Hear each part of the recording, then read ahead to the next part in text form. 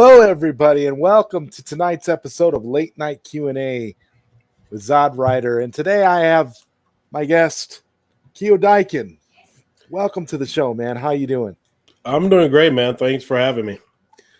It's great to have you here. This was a long time coming. We had talked about it before, and tried to set something up in the past, and every time we do, it's like life. Just is life, and prevents things from happening. But here we are now, man. And I wanted to start out by talking to you a little bit about what your role is in the retro gaming community, because I consider you to be more of like a technical sort of person, and more into the programming aspects of things and the design of pie images and things like that. Can you talk a little bit about your background and where all that starts? Yeah, so I've always been into computers. I first started using computers and tech when I was about 5 or 6. And so I started with, I think it was the IBM computers, and then Apple ones, Apple IIs. Had experience with that, and then moved over to console gaming. But I mean, I've always been familiar with computers. I've had my first real computer when I was 13 years old. That was Windows 3.1, then moved up to 95. Did some online gaming with Windows 98. So I've just always been the techie person, not just with computers. And so I think a lot of that relates to that in regards to retro gaming. But I played a lot of arcades growing up. I was always at the arcade, whether it had been the mall, the bowling alley, just anywhere. Las Vegas, one of the prominent places to play arcade games. And so I think that's where a lot of my love and passion really just kind of started. I mean, I've always just been around video games and technology. So that transpired over to RetroPie.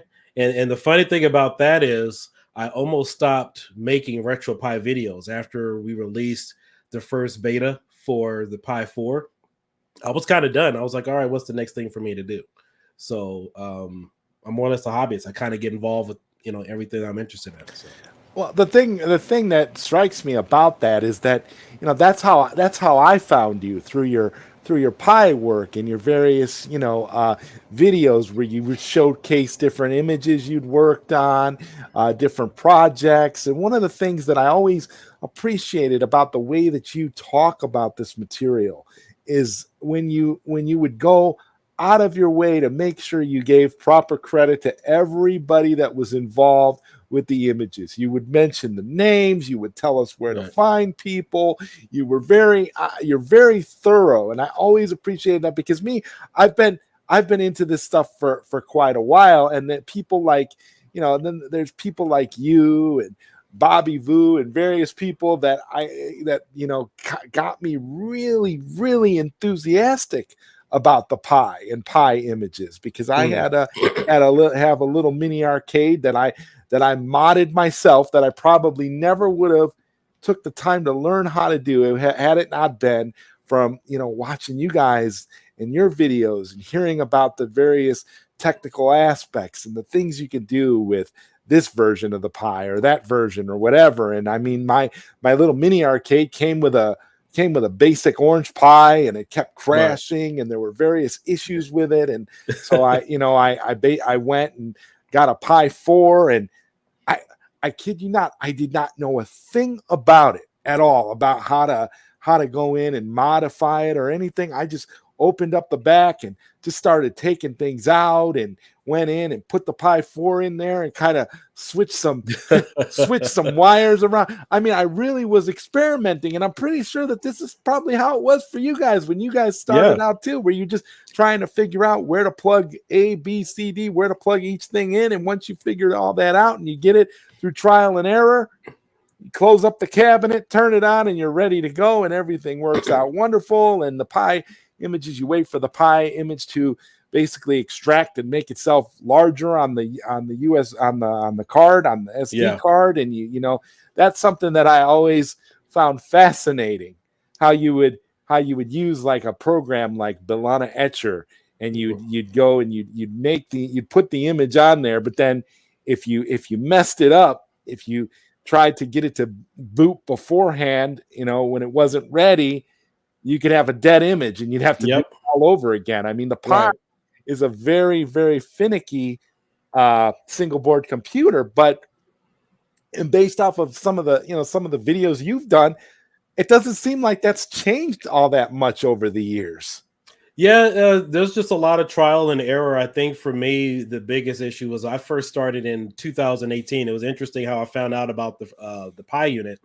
I had started working on my game room in my house, and I was like, you know what? I don't want a computer because that pulls too much power. You got your power supply if you leave it on all day. I didn't want all that stuff that is just going to pull electricity. So I wanted to find something that was a cheap form factor that I could use in my game room. So I was looking at Dell Optiplexes. I kind of ruled that out because those are like $50, $100, but I thought it was a little bit much more for just wanting to have something in a small form factor where I could just probably play a few games on it and then search the web. So I went to Arcade Expo 4.0. If you guys remember that was back in 2018. And I was approached by a guy. He was a vendor and he was selling these units. They were credit card sizes. And I thought, like, man, what is this thing? That thing looks pretty cool. It's exactly what it was I was looking for. So he started showing me all the games, and I love the interface going through all the games. He had the Punisher on there. Like any game that I mentioned, he pretty much had it on there. And so I was like, man, I don't make a lot of YouTube videos, but you mind if you could send me a sample? Can I demo it? And he just kind of looked at me funny because I was just really excited about trying it out because I thought it was really cool. So I got online. I was messaging the guy. He never replied back to me. Come to find out, he was selling that thing for $300. It was a Raspberry Pi 3B Plus preloaded with, a ton of games on there. 4 players. That really caught my attention. Really simple, easy form factor. Just get in there, get it done. And so I bought one a few months later, and I just started tinkering around with it. I was always familiar with ROMs, dip switch settings, accessing, turning on 3-player, 4-player. So I was already familiar with emulation, but now I already had ROMs, and now I was going to just use that knowledge and apply it to a Pi. So I made my first image. I downloaded the official RetroPie version, scraped everything, took like 2 or 3 days to get all the information on there. But I think the benefit for me was that I had a chance to experiment with a lot of the configs, get to know the system and just tinker with it prior to arcade cabinets coming out. And so I think a lot of people, when they found out about like Arcade 1UP and different arcade cabinets, that was a lot of work because not only are you trying to understand how the Pi works, but now you're trying to integrate that into your arcade unit. And so that could be a difficult challenge for a lot of people. So luckily, I had that foundation. And then, of course, met a few of the guys on the Supreme team. I also met Level 1 Online, was able to give me an insight, met Wolfenos, a few other people. So they made that transition a lot easier for me, understanding what works, what makes it work, understanding that it's just like a computer, except it's Linux and a few other configurations. Yeah, and all the people you mentioned, it's like I sit here and everybody you're mentioning right now, it's like all these boxes are being checked off because I know that's exactly how it was for me. It's like I know who all of these people are and have interacted with them all before, and it's because of this. Once you start experimenting and you start trying to learn all there is to learn about these pies and the single board computers, it gets in your blood, man. It's something you want to keep it's something you want to keep tinkering with, and you want to keep figuring it out. I mean, Wolfenos, bar none, is one of those that has created some of the greatest images of all time.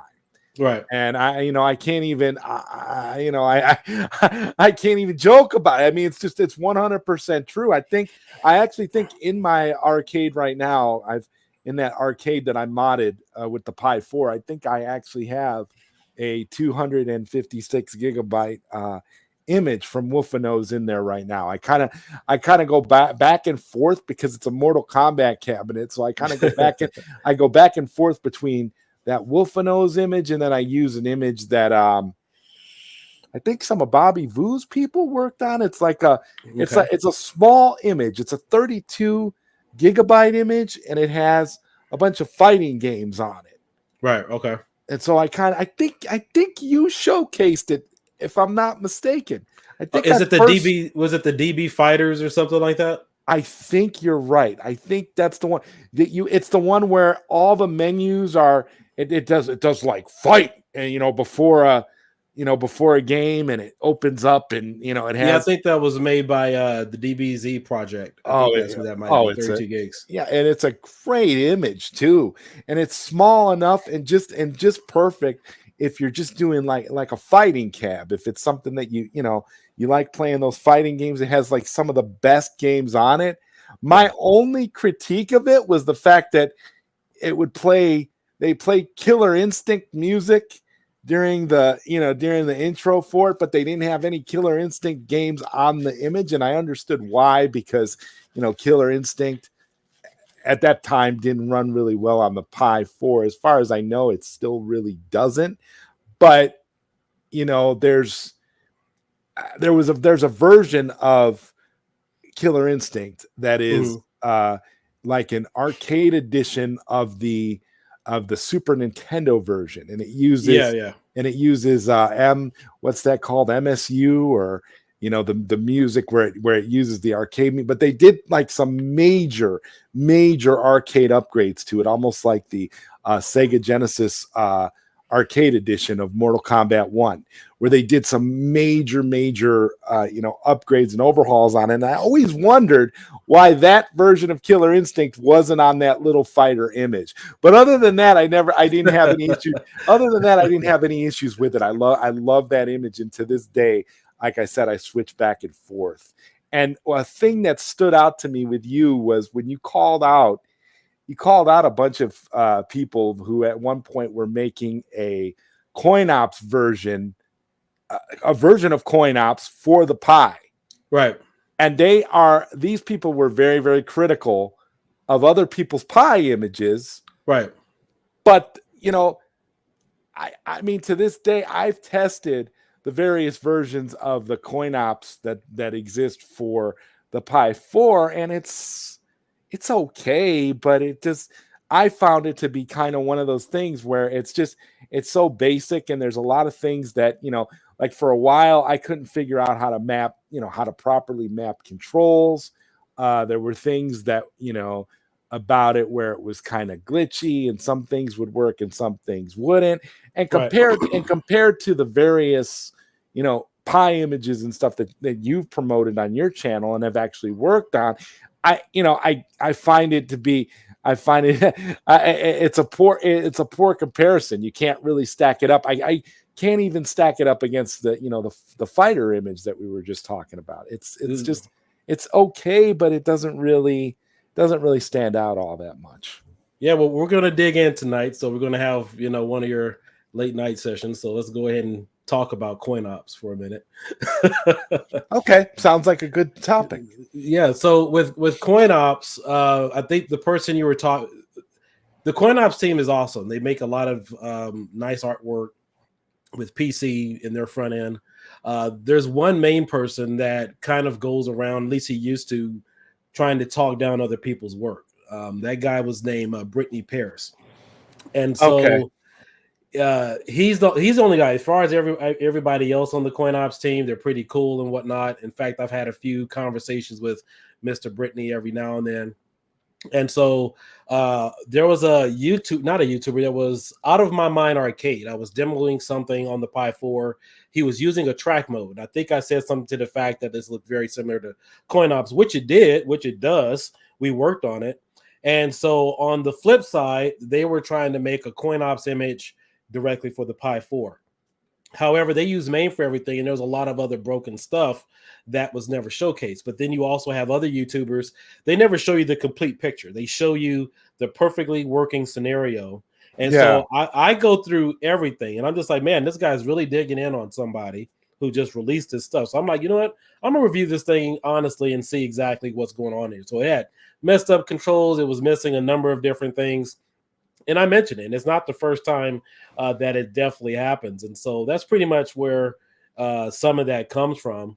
But yeah, they do nice work on PC, but as far as the Pi, it's a totally different beast. And they were trying to bring in some of that aspect to the Pi 4. I think they've pretty much done away with it, but you really got to know what you're doing in Linux through either a track mode emulation station or to put out a good image. But just the gall for someone to go around commenting on other people's work when they themselves were putting out poor performance or poor images themselves is just really something else. So yeah, I mean, because I like you said, I absolutely love coin ops on the PC.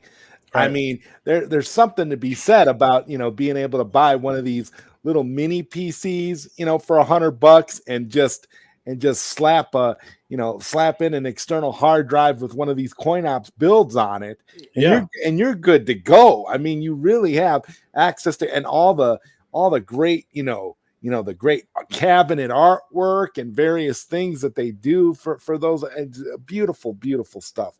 But yeah, the Pi is a different. Yeah. Yeah, and I love tinkering with stuff. I mean, from RC cars and everything else, that's where a lot of it comes from. That's the reason why I never really messed around too much with PC emulation, because it's easy. You just Yeah. go get a powerful computer and a decent video card, call it a day. You can run whatever the heck you want. On the Pi, you have to know your ROM sets. You have to know which emulators work with certain ROMs. Then you also have to know which emulators to associate with that particular ROM. And then you also have to know how to optimize it. So there's many different tiers there. On a PC, you just go buy a decent processor and a video card, you're pretty much good. But when it comes to the knowledge of the Pi and then also the additional scripting and codes that go in the background, it's not easy. Not everybody can do it. And I thought it was a challenge and something fun for me to just put my hands to. Yeah, and you've you've basically built your channel around it. I mean, and that, like I said, that's how I found you. I mean, you were my go-to for anything Pi. And then when you started working on the the new orange Pi, is it Right. the new orange Pi? It's Yeah, like, Orange Pi man, 5, yeah. I'm sitting here saying, man, that orange Pi 5, I have no desire to even start to tinker with that until I see what Kio thinks of it, because I'd seen a lot of stuff about it coming out and different things that we were doing, and I didn't know how. I'd watched the one video where you talked about you were trying to run N64 on it and doing different things, and so I mean how has that been progressing for you? It's going great. I have a special release coming up. It was supposed to come out last weekend, but hopefully you're impressed. In fact, I've never been more happier with any Pi image or performance. Oh, wow. Than Amazing. Up until now. I actually had a smile on my face because, for me, and I'm probably my own worst critic. And, even if you guys maybe see me criticize somebody else's work, you should hear the thoughts about my own stuff. And so this is my own money. I spent money on this single board computer, which could have been a brick. And so I had to make that initial investment, and I'm buying something that may potentially not work at all, right? So for me, if the only thing I could get to emulate on there is Super Mario Brothers and PlayStation and stuff like that, considering you're buying this single board computer for twice the amount of a Pi, because the entry level price is $89 for the Orange Pi 5 and then $129 for an 8 gigabyte version, it would be a failure, because who wants to buy a board that's going to cost twice as much and you can't get more than Dreamcast and Sega Saturn to emulate? It'll be totally pointless too. So you have to push that margin to see exactly what something like this can do. But hopefully after this weekend, you guys will be impressed with what you see. Well, I mean, you actually sound pretty excited. So I'm, so that excites me too, because it's like, yeah, I mean, because you've put out that you've like promoted some pretty big Pi images in the past that have been phenomenal.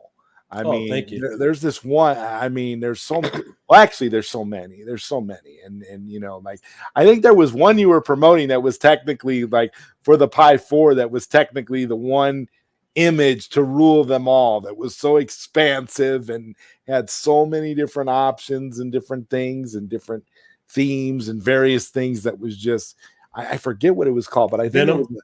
Oh yes, it was Venom. Yeah, all you had to say was the name of it. They did think, yep, Venom. I remember. Yep. Yeah, well, yeah. One of the biggest concerns that I've noticed from like 2018 when I first started using Pi was how come image makers only put one version of a ROM on there? And I've done it on a couple of other images. So most images you'll see will have Ninja Turtles, the 2-player, but it doesn't have the full 4-player version. So when I started making images, I made sure I had 2 copies of Ninja Turtles, 3 copies of X-Men. You have 2, 4, and 6. You got 2 copies of Captain America and the Avengers, because in the arcade you had 2 and 4 players. So that way you don't have to go into the dip settings yourself. You can just go ahead and just start using that game as it is if you have either a 2-player or 4-player setup, whatever it is. So, in addition to already working on that, I wanted to make sure that it was optimized for the user, initially, so you could go ahead and start playing, and every different ROM variant was already there for you. Yeah, that's awesome. And Ritual Dello says, did you see the 8 terabyte launchbox image Wolf showed a preview of today? Looks insane. Yeah, I saw that. I talked to Wolf Notes for a little bit. I think that's come out in a few weeks, but I think he's been working on that for a couple of years. But that's a nice, impressive image for PC. 8 terabytes. Yeah, pretty awesome. Pretty Yeah, he awesome. released something a couple of years ago. It was like 3 terabytes. I don't think too many people got their hands on it, but that was also pretty cool too. I think it was available, in the usual places. But my whole thing is when you get images like that, they're so huge, and unless you have amazing internet, they're Right. super difficult to download, and it takes forever. So we see all of these, low price. Like, are you noticing this, Keo? The over saturation of just external hard drives, Right. loaded with images, loaded with stuff, with various images being sold on Amazon for like $150 or less. Have you seen all this stuff? Like, I'm even seeing now, SD cards and stuff. You're Yeah. allegedly able to just stick in your, whatever handheld you have now, because it's like all the handhelds are basically either Android or a Windows 11 PC, and you basically just stick this image in and you can boot from it or whatever and have all these games. And I don't know, for stuff like that, I feel like it's almost better to just build your own thing. But yeah, it is. But there is a market for people trying to buy something if you don't have reliable internet or you don't want to have to spend the time, downloading it. But yeah, there's a huge saturation for that. People just trying to make a profit off of somebody else's work. And but a lot of this is hobby related. And so I'm sure my images and my work has been out there, but the real slap in the face is that you see people that will take work that you've made, and even just the base image itself without any games has copyrighted or protected intellectual property right, copyrighted code on there that does belong to people. But the thing about it is some of these same people will say, hey, this is something that I made for myself, or this is something that I made, but they couldn't get it to boot, or it's they claim it as theirs because they want to, but it's not really theirs. And so just when individuals are taking your personal hobby that you have a love for, they were just trying to take it and resell it and claim it as their own, is really something else. And a lot of us just don't like that kind of stuff. oh yeah, absolutely. But like you said, there is this market for it now, Right. for the ability to just buy a drive, have it ready to go. But the funny thing is, a lot of these drives that you'll buy are not necessarily plug and play. A lot of them, you buy them, you plug it in, and you still have to mess around and do certain things to get them to work. You have to make, you have to set a certain drive number. It has to be a certain drive letter in order for it to boot up, or there has to be something, but that reminds me of like the old Hyperspin days. Yeah. Where it used to have to be a certain drive letter in order for it to run. Otherwise you'd run into all sorts of different problems. But I understand the appeal of, the affordability of these external drives. Right. But it's complex because the thing I've known, and the thing I've always been fascinated with, is how kind and giving people are in this community.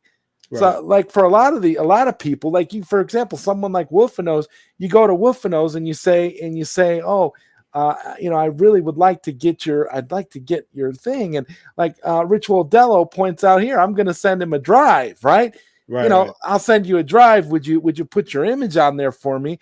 And most of these people would be willing to do it for you.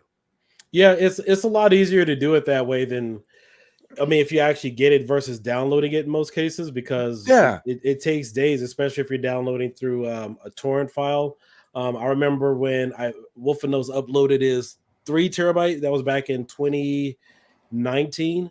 It took me about a week just to download it, and then it took several more days just to extract it. So, yeah, I mean, it does make bigger sense if you say, "Hey, mail me a drive, I'll load it for you," and then you go ahead and enjoy it. So. Yeah, I mean, it's that, and not only that, you basically would ensure that you're going to get the best possible experience because you're getting it directly from the people that built it. Yeah, and that's the thing, is that you don't have people willing to give credit where credit is due. I've seen some more recent YouTube videos where an individual was showcasing a portable arcade fight stick, right?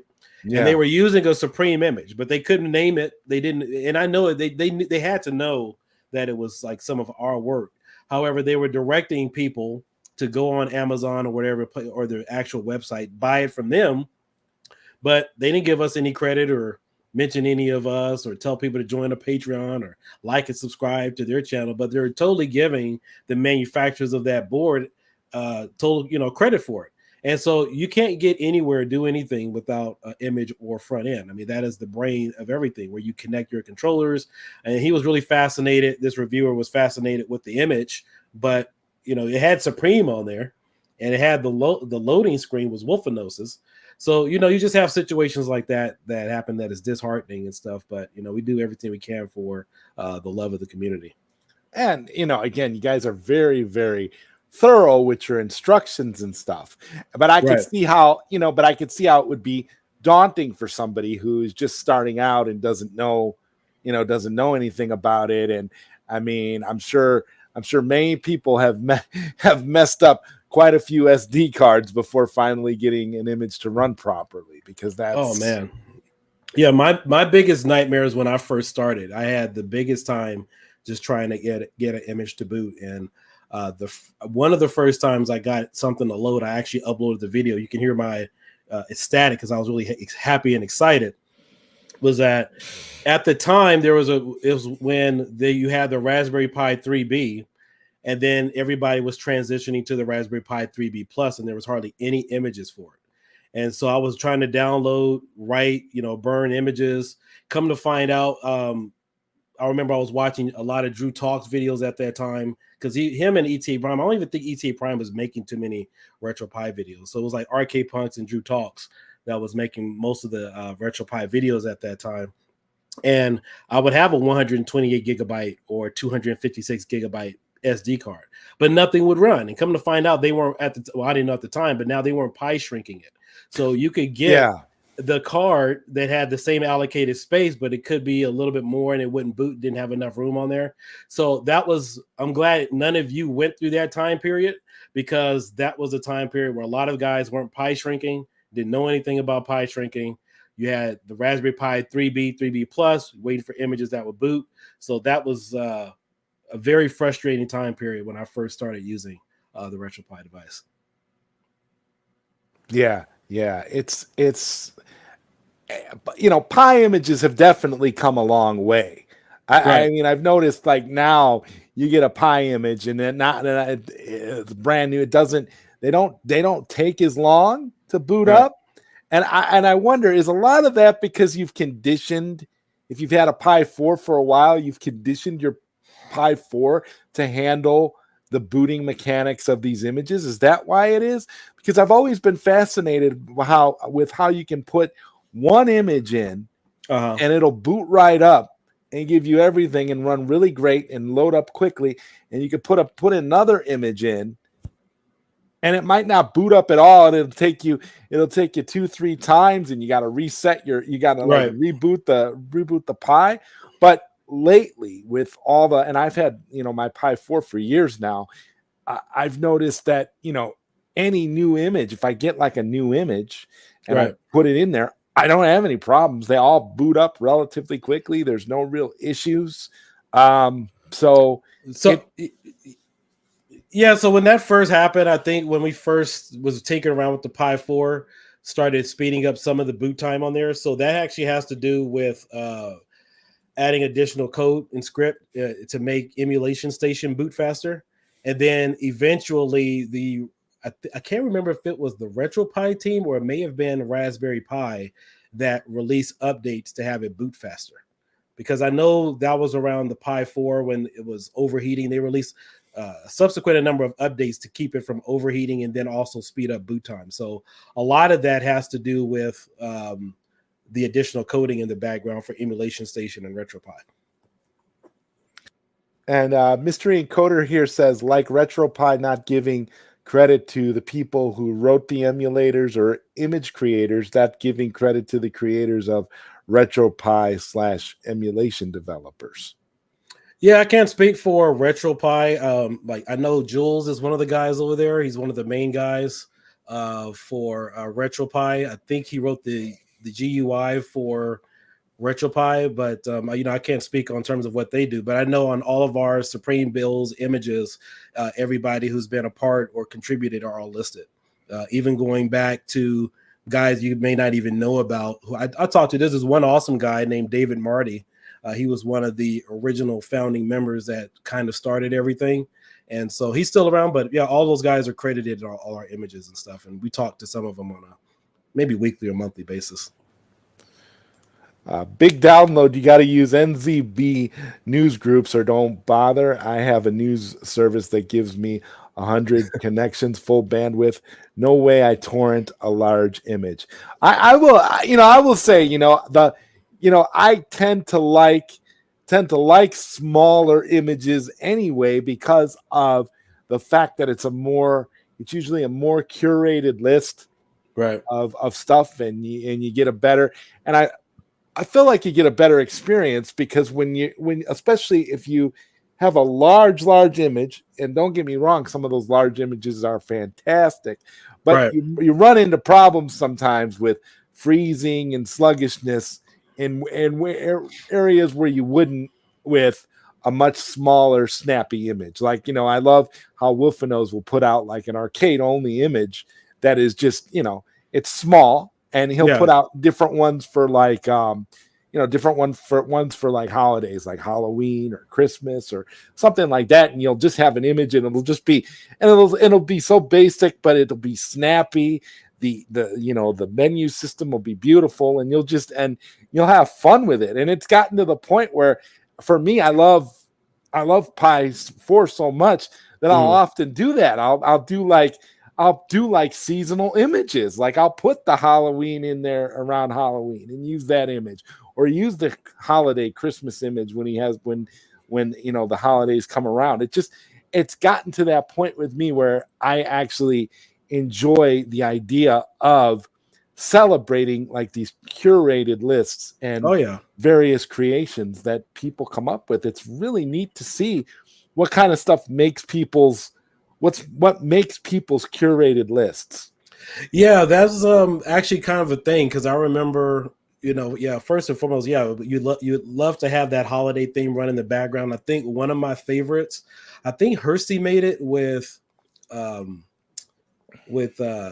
I can't remember who the artist was or the image maker, but it was a Christmas thing with the fireplace and everything running in the background. I started adding Christmas music to that one. That one was one of the most impressive. Was that the one that had the Charlie Brown Christmas added to Cody too as an option? You could watch some Christmas movies. There were some Christmas movies in there included. I'm trying to remember because there's been a couple. You know what? I think you're right. I think I do remember that one. Yeah, I think that was it.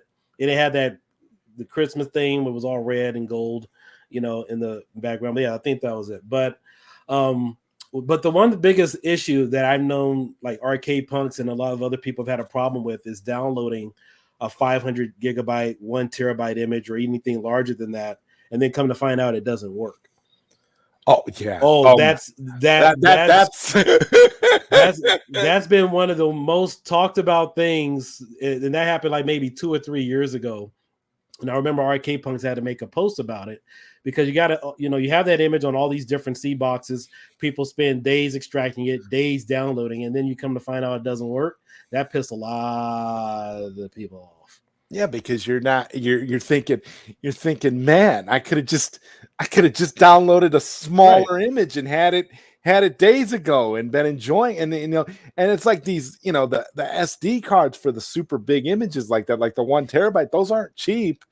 Yeah. And you're gonna sit there and be like, now what the hell am I gonna do with it? Am I gonna go and get go and make my own and do make a recall box image or something, Right. and just sit there? And I mean, because when you got a SD card like that and it's 1 terabyte in size, you're obviously going for a specific image.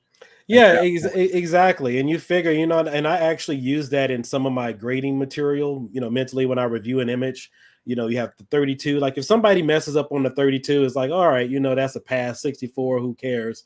But when you start getting up to 256, 512, 1 terabyte, and you're too lazy to check something, you just start thinking about everybody's time, the money they spent ordering a card. And back in the day, you couldn't just walk into a store and buy a 1 terabyte card or 512. You have to order it on Amazon. Right. They were more pricier at that time.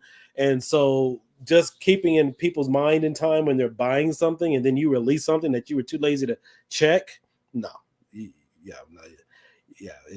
Stuff like that just didn't fly with me when, doing a review. And, a lot of people, especially if you're new and you're already having frustrations and a hard time trying to figure, the basic things out. No, those things were just unacceptable. Yeah.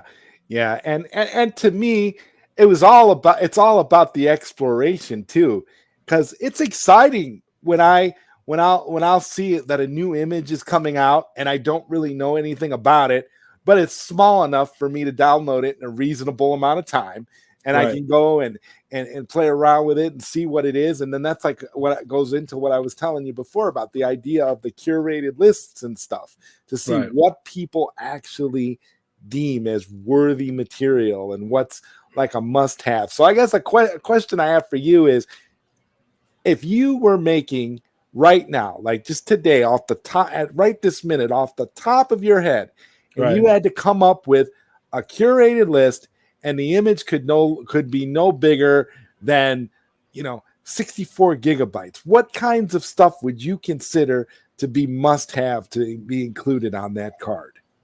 64, or are we talking about Pi 4 or what? Yeah, like on a Pi 4, just Okay, Pi 4, first 64 gigabytes. I would delete all the media, because the pictures, the video snaps, that eats up everything. I would go with all arcade stuff, obviously. Then, of course, I would add some SNES, NES, some Sega Mega Drive stuff. I would remove a lot of duplicates, duplicate ROMs. So let's say if you have the arcade version of TMNT, well, I wouldn't say arcade TMNT. So let's say you have the arcade version of Final Fight. I wouldn't have the Final Fight version for SNES because that one was only one player. So I would eliminate that. So I would erase a lot of the duplicates and just try to simplify the list on some of the most high-end titles that were played.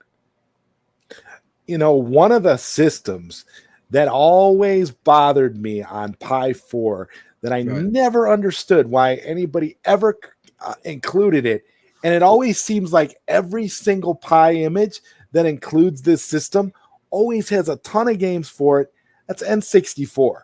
I never understood it because most of the games on N64 run really, really weird. Like it's not, right. you got maybe a handful of N64 games that will work.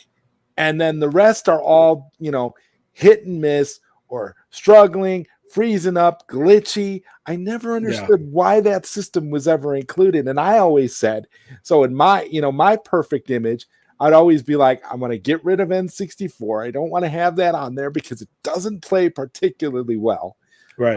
And, it's like you can run Dreamcast better than you can run N64 on a Pi 4. So you're like, so it's like, no, certain titles, types of systems, it always perplexed me why people always would include such things. Like if it doesn't run well, and it's the same thing with like when you get like an image for a PC, for like a single board computer, or like a one of those little mini PCs, or it's like not a mini PC, but those goofy like a Nook or something, or like a Super Console X, like one of those like goofy Android boxes that you can buy now where it's got EMULEC on it and it's got like a gazillion games on it. They always include systems like that, that they know are not optimized to run on it's just a straight up ROM dump, and you're like, what are you doing? It's like people are not actually going to be able to play these games, so it doesn't make sense to have them there. I agree. It's like people aren't thinking who's downloading this. They aren't being sensible, and I totally get where you're coming from with N64. And the thing that there was one image that came out years ago. Somebody released it. I think it was on Supreme Unified. It was either a 64 gigabyte or 128 gigabyte image. And that was one of the images that really pissed me off, because they loaded the ROM, I'm sorry, not the ROM, but they loaded the SD card, the image, with all of Daphne games. And if you're familiar, Daphne fills up, it's like 20 gigabytes. So yes, you fill up an SD card with a bunch of games, the biggest file sizes you can find, and it doesn't work. And it doesn't work. And that's the same thing with N64. Is like, if it was like a few kilobytes, whatever, I don't think people would care. But when the average N64 ROM is like 200, megabytes, 300, 500, and you're putting that on an image and it doesn't work, it's like, well, you could have just deleted that if you tested it. And you have enough, and then it's like you could have more PlayStation games, or you could have more games for systems that actually run perfectly. Like that's the thing that I never understand. And like because I see a lot of that. Like I see a lot of N64 and Nintendo, Nintendo DS and things like that. And it's like I look at it and I say, man, you could have had more PlayStation games. And then when a lot of them do on a lot of these images, right? I'm sure none of the images that you and some of the really good, some of the really good people do, but there are a lot of images out there that I've downloaded in the past where they'll have a bunch of I want to say it's PlayStation, right? PlayStation 1. You can run PlayStation on a potato, right? So they'll have 750 PlayStation 1 games on this image, and it's a 128 gigabyte image, and you're thinking, oh, that's great. You got 750 PlayStation games.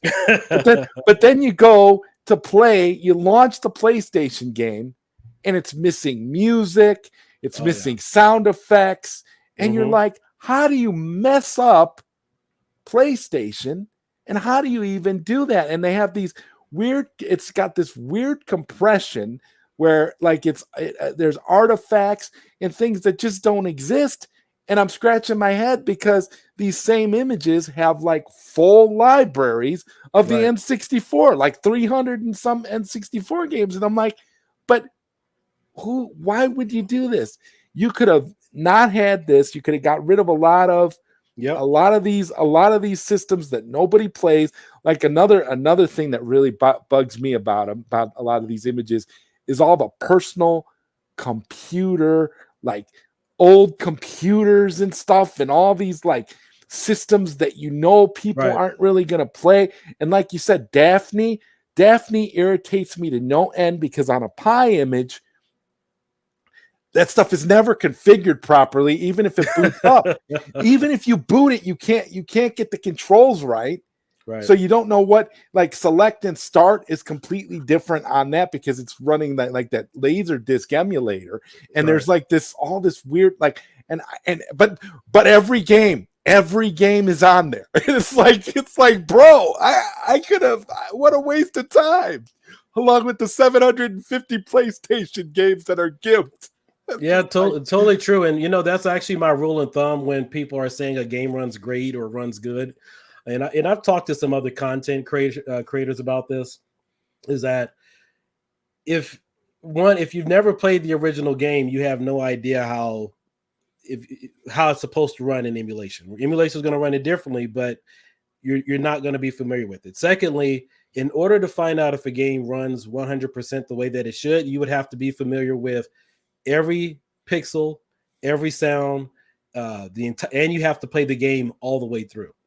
So it's safe to say a game plays, fast or smooth, or you liked it, but to say that emulation is 100% on, no, you would have to play the whole game all the way through and be familiar with every combo, every possible hiccup, all the way through that game in order to say it's being emulated correctly. And for the most part, you can only do that with the computer. A physical person can't tell you that.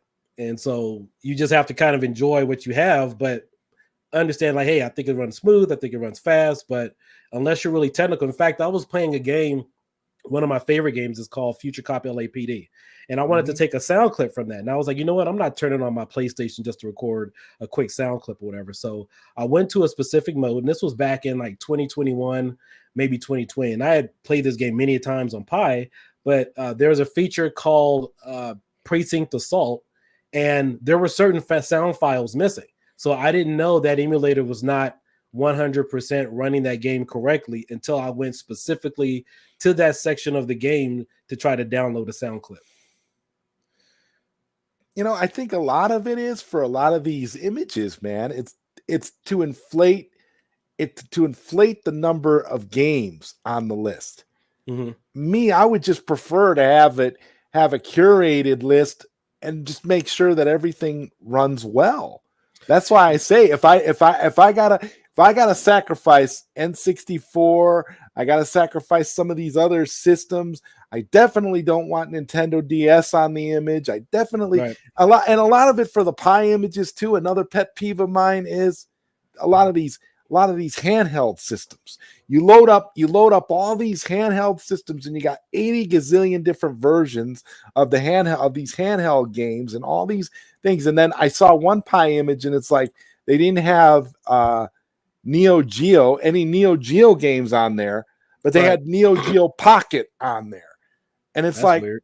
Aren't we going to play? Wouldn't you say that anybody that's going to play this image is going to play Neo Geo more so than Neo Geo Pocket? I mean, well, the other thing is too, it's kind of hard to make an image that fits everybody. Yeah. It's, you try to put what's on there. If you don't like it, delete it. But at the same time, I tell people, hey, I'm making an image for myself, and if you like it, download it. Whereas, hey, I'm trying to make an image for everybody. Everybody is just, no matter what you do, not everybody is really going to like it. They're going to have a specific list. Now, you could put a favorite asterisk, put it in the favorites for, maybe some of the top games. But even at that, you're still going to have people say, hey, why didn't you add this or take this off, whatever. So it's very hard to do that when you're trying to make an image, for the community. Yeah.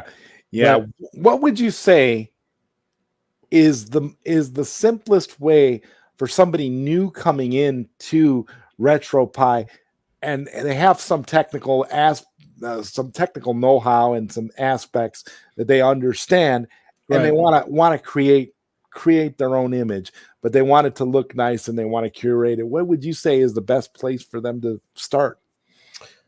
Watching YouTube videos. I would YouTube videos, but what I would do first is get really familiar with emulation in a lot of these games on PC, so that way you have a firm understanding of how they should look and some of the controls, and then move over to the Pi. That's how honestly, I started. I knew where dip switch settings were. I knew how to use a keyboard. I knew it was the tab button and F2, and I was familiar with that. And I was like, okay, how do I access it on the Pi? Then once I figured that out, it was an easy breeze. But if you're really computer literate, if you're good with computers, you know how to use Windows Explorer, and you understand how to assemble a computer, understand some of the technicalities of it, then RetroPie should be a pretty easy hobby for you.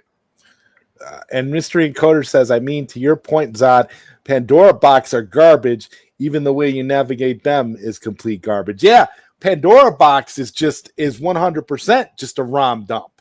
Right. Like there is no creativity with a Pandora Box, and they've been pushing those out of China for a long time now.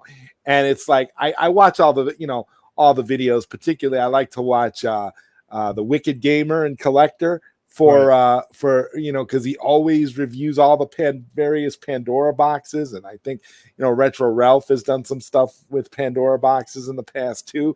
And it's like, for me, I only ever owned one Pandora box. I bought that mini little arcade cabinet, the DX. Mm-hmm. And I thought it was cute. It had like thousands of games on it, but there was the thing that always bothered me about Pandora Box was not so much that the ROM dump was just atrocious, but the fact that there was screen tearing. That was the thing I could never get past. I'm like, how the hell screen tearing, and then you can't change the aspect ratio? It's like, what? Yeah, that's the thing I don't like about some of these front ends, is if it's a hard time trying to get in and access some of the systems and get to your controllers, it's something I typically don't prefer. But even myself, I don't understand what the whole fad was or is for Pandora's boxes. I thought at the time, this was back in 2000, maybe it was 2019. I think I want to say I played on Pandora's box, and I played on something that was very much equivalent to the Pi 3B Plus at the time, and it had the same issues as it had the same performance as a Raspberry Pi 3B Plus, whatever that Pandora's box was. I went to X-Men. It had the same emulation issues. There was nothing different. So I don't know. Maybe it's a look. I have no idea what the fascination is with. And I'm thinking, maybe it's because a lot of them, you can buy them in an arcade form factor, or buy them as to actually put in an arcade cabinet, or put them in a 1-up, because those 1-ups are garbage. So you put them in a 1-up, and if you put a Pandora box in a 1-up, you're technically improving upon the 1-up, because the 1-up is crap to begin with. So really you're not doing you're doing yourself a favor, because you're just getting more value. So in that regard, I could say, okay, because if you're going to buy that anyway, like I find it so fascinating. I mean, we can run Marvel versus Capcom 2 pretty good on a Pi 4. Right, of course. And I don't know how, I don't know if you've on the Orange Pi 5, I don't know, if it runs even better, or if it's it runs about the same. So the unique thing is that Redream uses 4 cores. So I know a lot of people say, "Ooh, this single board computer has 6 or it has 8." Certain emulators only see 1, 2, 3, and in maybe rare occasions use 4 emulators. Very rare. I mean, 4 cores. It's very rarely you'll find a single emulator using all the cores or all the specs of a single board computer. So that's one of the main issues. So even if you use, let's say, the standard N64 emulator on the Pi 2 or the Pi 3, it's still using the same performance values on, let's say, the Orange Pi 5. So that's not a single board computer issue. That's more or less what the emulator can see. So, just in terms of performance, I think, a lot of things could be a lot better just in terms of that. But, I definitely, agree with your point, though. I want to talk a little bit about Marvel versus Capcom 2, because there was a running joke that you made about putting an Xbox into an arcade cabinet and just playing it through there.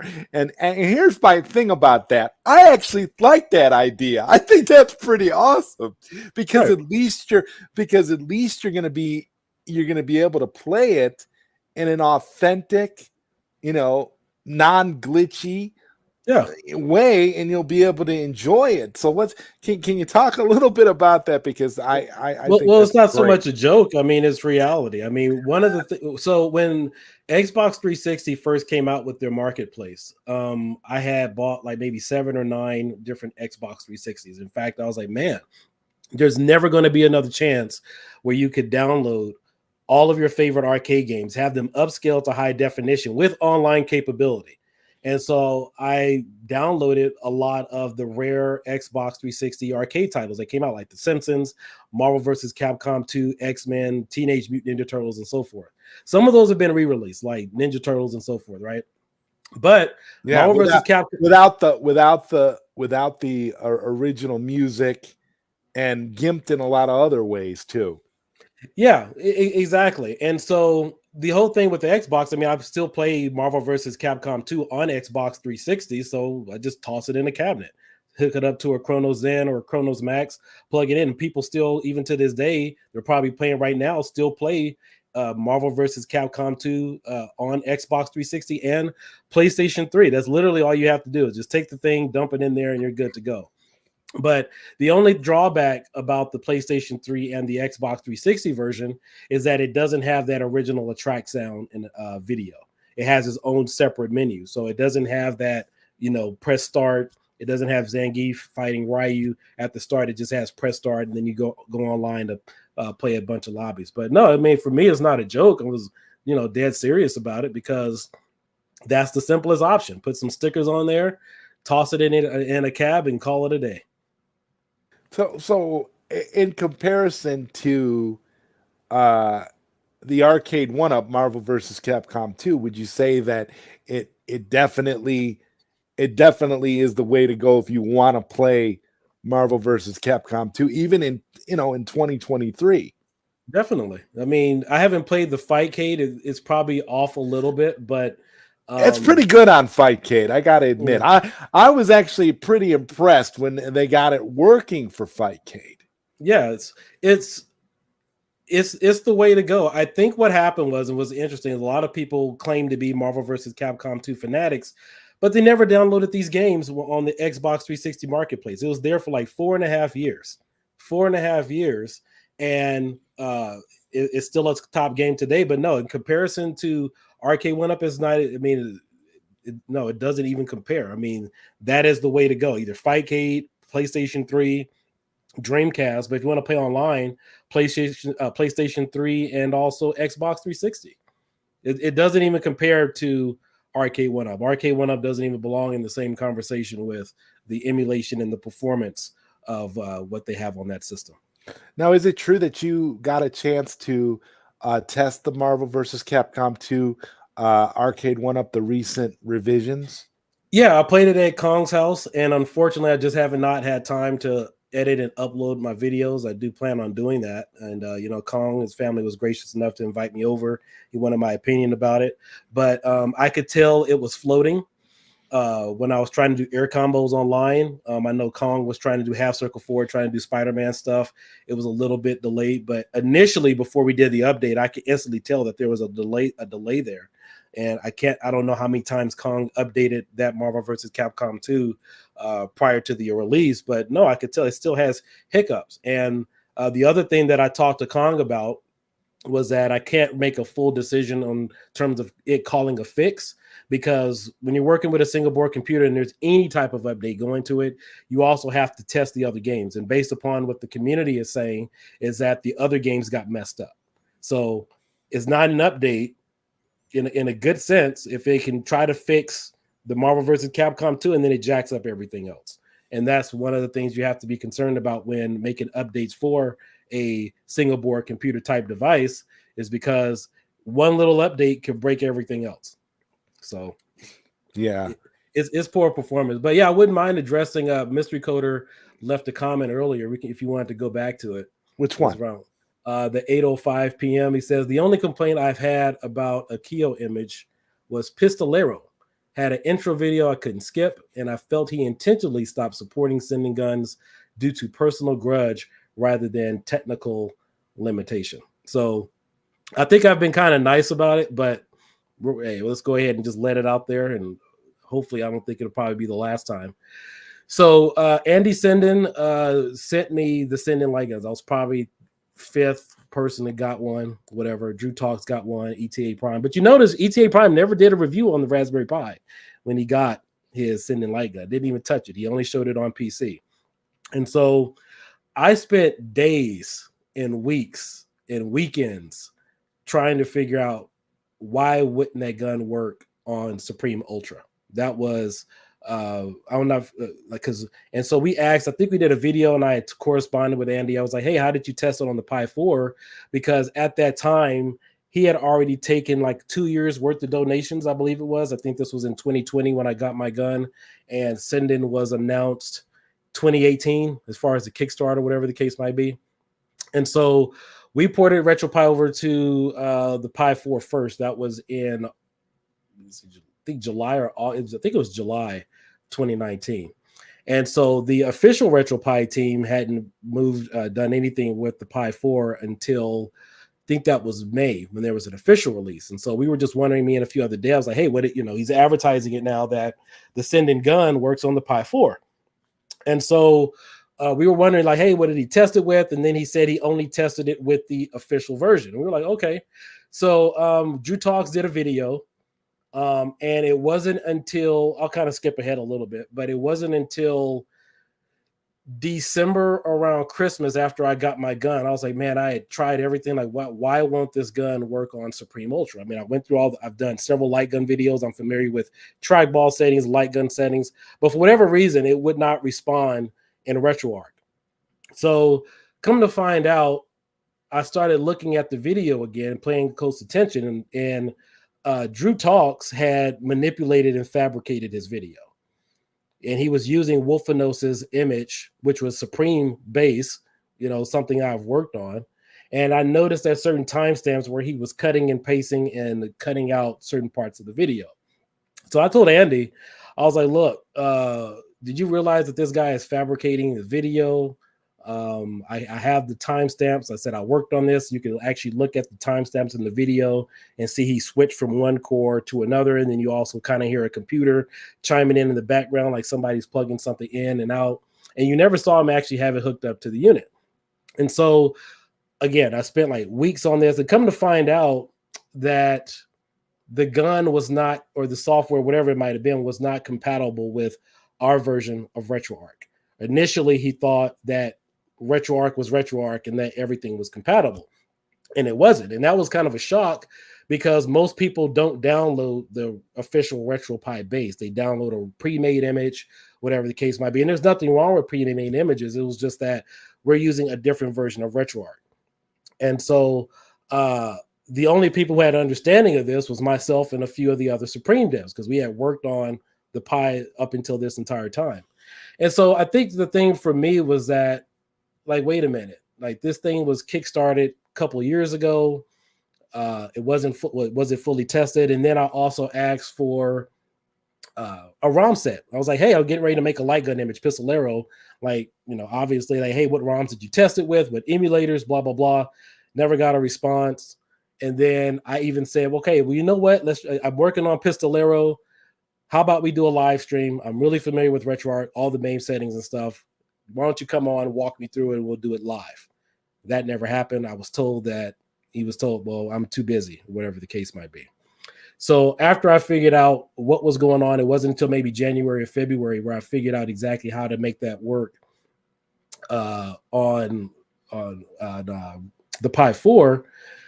And then it went into another level of development where we had to make our own script and make our own send-in light gun menu. And even till this day, it is the only one.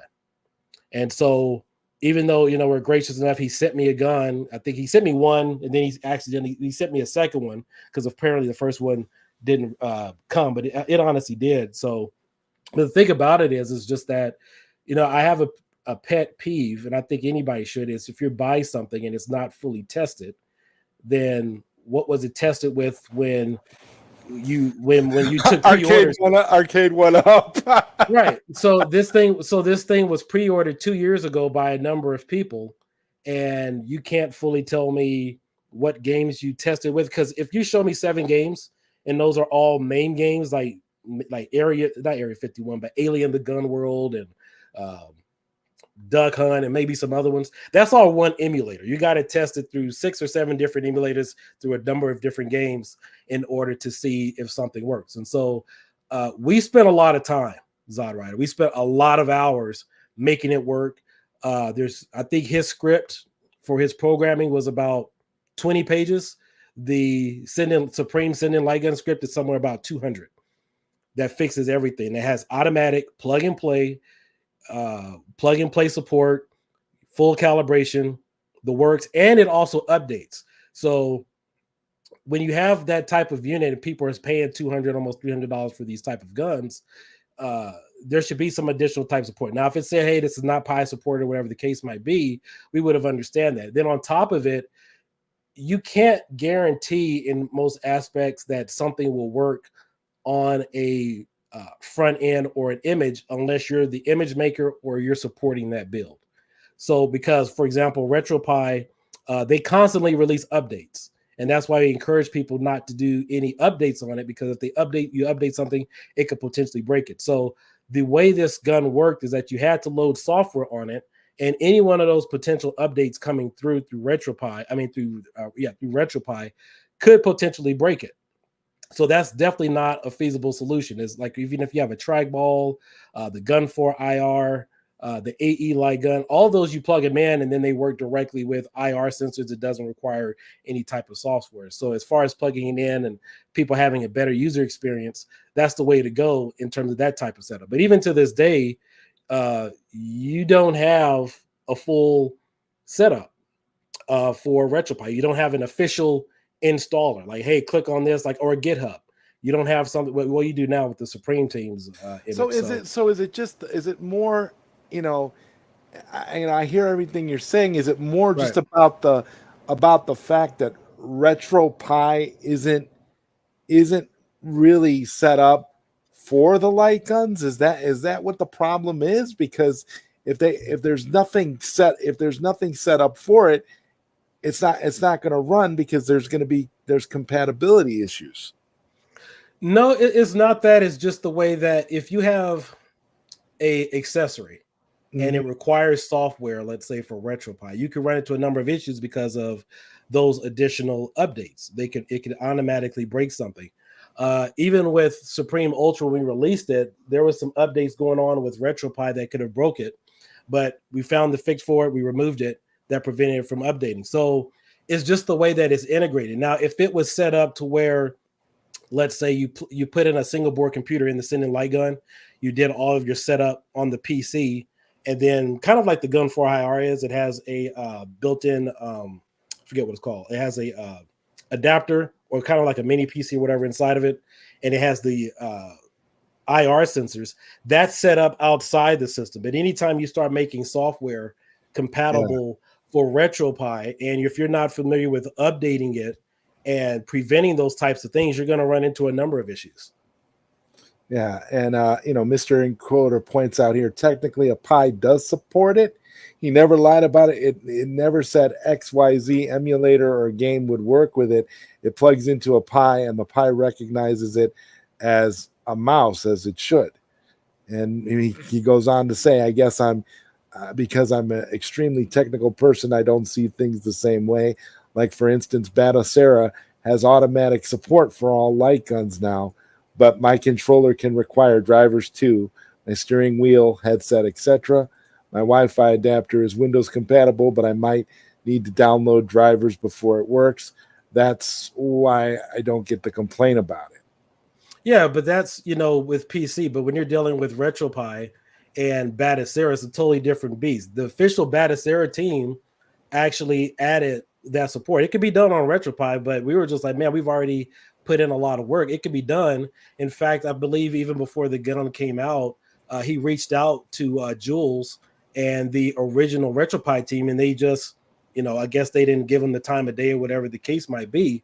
But you have to have that image. You have to be an image maker or build that particular base in order for it to work. It's based on the individual image and the emulators and drivers that you have, more so than it is the actual Pi itself. It's not just a plug and play thing where you plug the Pi in and you plug it into the Pi and you can use the gun. I mean, not even like with a lot of this light gun stuff. I always looked at light guns as temperamental. Like, you have to get because you have to get the right guns to even get them to work well on a PC. You can't just buy any any gun port, plug it in, and expect it to work automatically. Right. Yeah. Well, the only, like I said, the only thing different. I mean, we can make everything. Obviously, we were the first ones to get everything up and running as far as that that 2-player, 1-player automatic on send-in script. It can be done. In fact, we even have the high definition bezels for it. So in order for it to work, there's just a lot of work that needs to be put in time for it. But keep in mind, Andy Senden didn't make Batacera. Somebody from the community, the Batacera devs, officially added. It can be done with RetroPie, but it's just very time consuming to go through all those settings. Again, we're not being paid. He did send me a gun. He sent me 2 of them, whatever. But even the cost of the work that we've put in testing and even making some of these scripts and making sure that they work far exceed the actual cost of the gun. And so those are just some of the things that we've seen, because with all that additional work put in, we still do this as a hobby. This is stuff that we do for free. This isn't something we get paid for or get a commission or something on any sale or whatever. But there's just a lot of work that needs to be done. And keep in mind, we got images working, doing a lot of tests, a lot of the groundwork with it was there. Yeah, it could be done with RetroPie, it could be done with any particular image. But remember, we're hobbyists. We're doing this kind of stuff for free. And so it's very time consuming when, you have a Wee Dolphin bar, the AE Gun 4, and I even think in certain aspects, in some cases, the aim track gun would still work.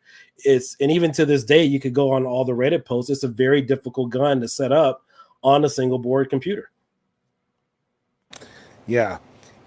I never even stopped to consider for a second that you might be able to get a light gun working on a RetroPie. I never even thought about it. I always just considered it as something that it would be problematic for all the reasons that you just laid out. I mean, right. So yeah, Mr. Coder's asking, so whose fault is it? So if I'm selling a product and I'm guaranteeing that it works, regardless if somebody support it, what I would do is obviously know my skill set, know the degree to what I want it to do. And if I can't personally get it working or guarantee it, I wouldn't offer support for it. So no, it's not RetroPie's responsibility to add support for anybody's accessory. That's up to the individual person selling the product. And if they don't, now I understand. Okay, now I understand. Sorry to interrupt you, but now I understand the argument. I was following through, trying to understand what the difference was between what you were trying to say here and what Mystery Encoder's argument was. Carry on. Sorry about that. Well, that's all right. Yeah. So if somebody's selling a product, it's their job to make sure that it works for whatever it is they're advertising it for. So RetroPie doesn't get paid. They're not an entity. They're not IBM. They're not Microsoft. If they decided to add support, that's on them. But if any entity, any person is selling something, guaranteeing it works, they should have their own dev team. They should have their own testers, test something to have something fully integrated. Okay, and then Mystery Encoder says, Batacera decided to officially support it, but that's where I'm conflicted. It's like, is Andy Sinden to blame, or is it the responsibility shared because the community didn't want to support it? Well, I mean, that's more or less a question, but I mean, to that, if any seller, just not even Andy Sinden, is selling something, and you say, hey, it works for RetroPie or whatever, it's up to the manufacturer to test it, guarantee that support. You can't blame a bunch of guys who, and honestly, we, even after it came out, a lot of people were blaming me and Wolfenos and other image makers saying, hey, we can't get this working. Are you guys going to support it? And I was like, well, what do you mean? Like, we support all of our images and stuff, but it's up to the individual person making an accessory to, if they sell it. So what you're saying is that Sinden should have created some sort of drivers or their own software to get it to run regardless of the images. It's basically or else you put it on the box. You put it on the box if you're going to put it on the box when you're selling the gun that it runs with this. You're either saying it runs because you have proven drivers and proven software that will make it work regardless, or you just put on the box, this will theoretically run with Right. RetroPie, Right. but it's guaranteed to work with a PC. Yeah, exactly. No, exactly. And I've talked to some companies, I've talked to other people that sell accessories, and I said, look, well, I'll give you a perfect example.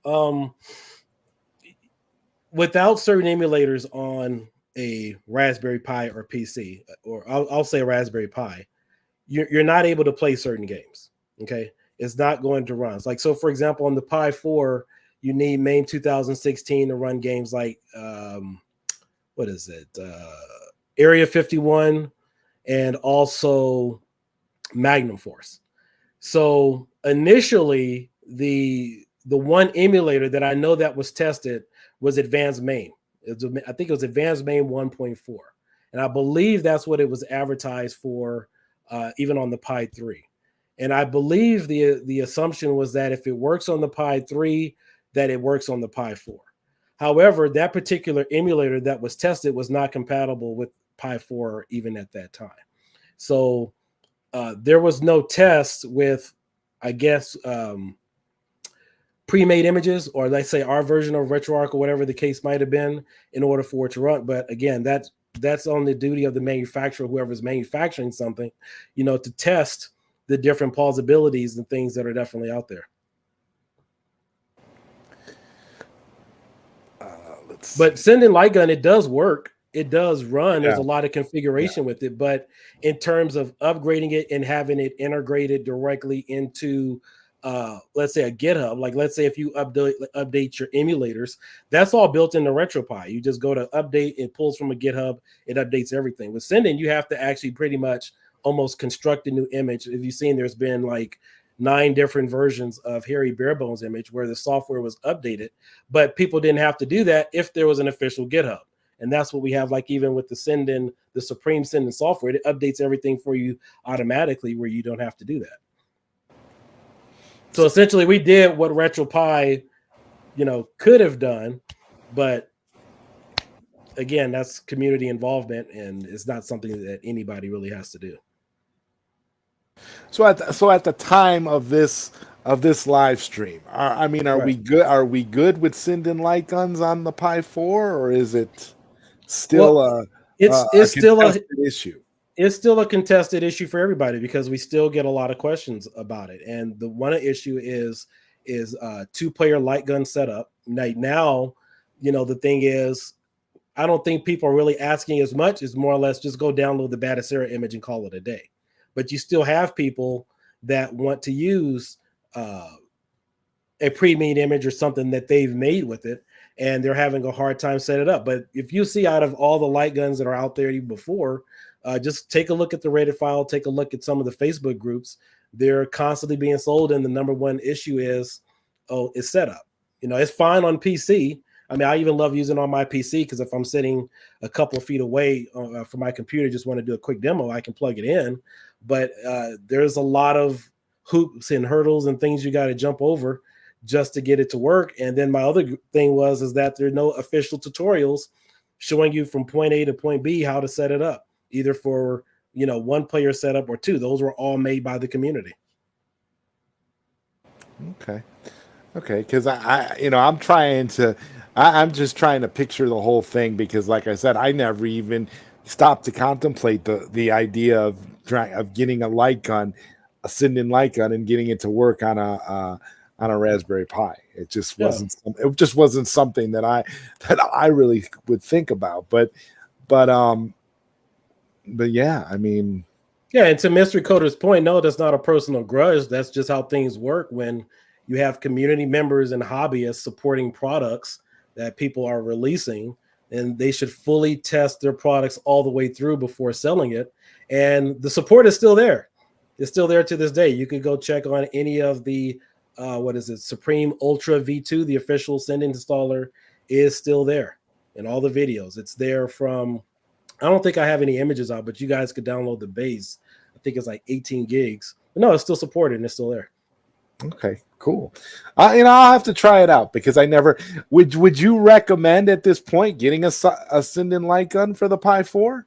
If you use a pre-made image for it, I would recommend it that way. That would make it a lot of ease of use for everybody. Okay, well after the show, I'll have to talk to you about what image I should get then, because that would be really cool. If I'm going to get a Sinden light gun, though, I want to have a good image to be able to fully Right, definitely. utilize it. Yeah. Let's see. No, it's Pistolero never officially had it working. I left the software there so people would have to set it up.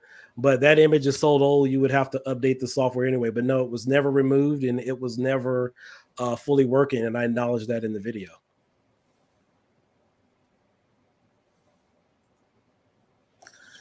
Well, yeah, Mystery Encoder. There you go. There you go too. I thought I was thinking about that as well, because the iArcade. I don't have a Sinden light gun for the iArcade too, but I also don't have my Team Encoder board yet either. So Right. when I finally receive my Team Encoder board, I will look into all of that for sure. Oh, definitely. Now how are you when it comes to home arcades? Do you have an iArcade, Kio?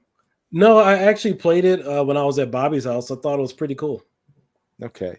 Yeah, I loved it. I mean, it was loud as heck. But no, I mean, I loved it. The only thing I didn't like about it was obviously the lack in games, but it was a fun device. I mean, the controls were great, sounded great. I love their interface in terms of what they were trying to do. But it's unfortunate. I guess they went bankrupt or something. Yeah, and now we have a beautiful encoder board, a Team Encoder board that allows you to extend the life of the cabinet and add things onto it, and to make it do all kinds of magic things that probably should have been open from the beginning, Right. Through iArcade themselves, which is something I'll never understand about that company. I always felt like they could have really, really blown up and got those sales moving if they had like more of an open platform, but still sold games if they wanted to sell games, but also always allowing people to have the option of bringing their own games is never a bad thing, because Right, it just adds more value to the product. And I always looked at that as the one key thing that iArcade was missing, because you've got so many options today in the home arcade market for with multiple things you could do. You see on Marketplace and OfferUp in various places where people are selling arcade one-ups for like 7 times what they're worth, because they modded them and put a Raspberry Pi 3B Plus in it. And it's just kind of like, well, yeah, that's not hard to do. There's lots of kits out there that make it possible to do those kinds of things, but you figure if you got to go through all that, it would be nice for companies to just have the open platform, which is why At Games to me kind of has that done the right way, because they've always had the ability for you to add your own stuff with sauce and coin ops and various other options. So I kind of wanted to get your thoughts on that. Yeah, just to answer, I can't pronounce his name. Ritual Dello. Oh, Dello. Yeah, the Gun 4 is awesome. I love it. I mean, I used it, playing games, tested it. I love the feel of it. I mean, it's a great gun to have. In fact, if you guys have seen, I tested it even with the Xbox. It runs even great with that, just moving around and so forth. But as far as one of the things that I definitely don't like when you're a hobby and you have RC cars, fireworks, computers, other forms of technology you can buy, the one thing you try to stray away from are proprietary type devices. And if you're buying a proprietary type device or something that's locked down, you're probably best spending your money elsewhere. That's the only thing, because even if, like all my, I got my Xboxes, my Raspberry Pi, I could plug in my own controller. It's never a good idea to buy something that's locked down.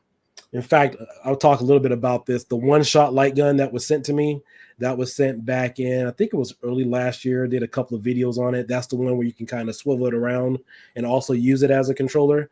So great piece of technology. I loved it. Didn't fully get it working, and the company just disappeared. Don't know what happened to them. But the one drawback I didn't like about it was that it didn't operate like a standard light gun. Supposedly it was supposed to, but it wasn't like your Wii where you could just kind of use it as a mouse. You needed specific files for that particular game in order for it to work. So if you wanted to play, like, say, Grand Theft Auto 5, you needed to have a specific file to make that work. And so my concern was, and I never got back to the team because they disappeared, was that I don't know if that was just the demo or if you needed that specific file for every single game you wanted to play with. And so that would make it a extensive proprietary software or hardware if you need a specific file to get that gun to work for every game. I mean, if you go out and buy your AE light gun, gun 4, whatever, you say, oh, it's a light gun game, I can use it. With this one, it needed a specific file to work with that particular game. Yeah. So I've I've heard your opinions before, move away from light guns. I've heard your opinions before with regards to Arcade 1UP and their business practices and the tactics and things that they do. And there was this big controversy about them using emulators and not giving credit to the creators of the emulators. I think you covered that quite a bit, quite extensively. And I wanted to kind of get an update from you as to whether or not the criticisms and the questions that you raised towards Arcade 1UP were ever actually addressed.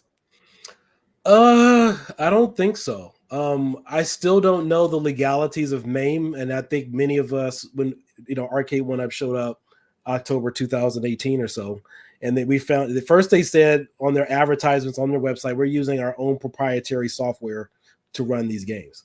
And then very, very sneaky got into it and found out that they were using MAME. And then people wondered, like, well, what's the legalities of that? Because MAME is not supposed to be commercialized. And I know that each individual code is owned by the person who contributed. I don't know the legalities of MAME in terms of selling it and the commercial use of it. So that's still a question mark up in the air. But then someone made a post about DuckStation, and then the guy made a video about it. He made some comments on Reddit and whatnot. He said he's the sole owner of DuckStation, and then we find out they're using the DuckStation code. So I can't speak on that fully, but it does show the light or point out that, again, here you have community members, people submitting things freely. The community has to get in, help out a company or entity, and they're profiting from people's work for stuff that's meant to be free. And if you're a company, you should be playing by your own set of rules, not the rules that we play by, which is just download and use whatever the hell we want. They should have their own licenses for ROMs. They should have their own licenses for games.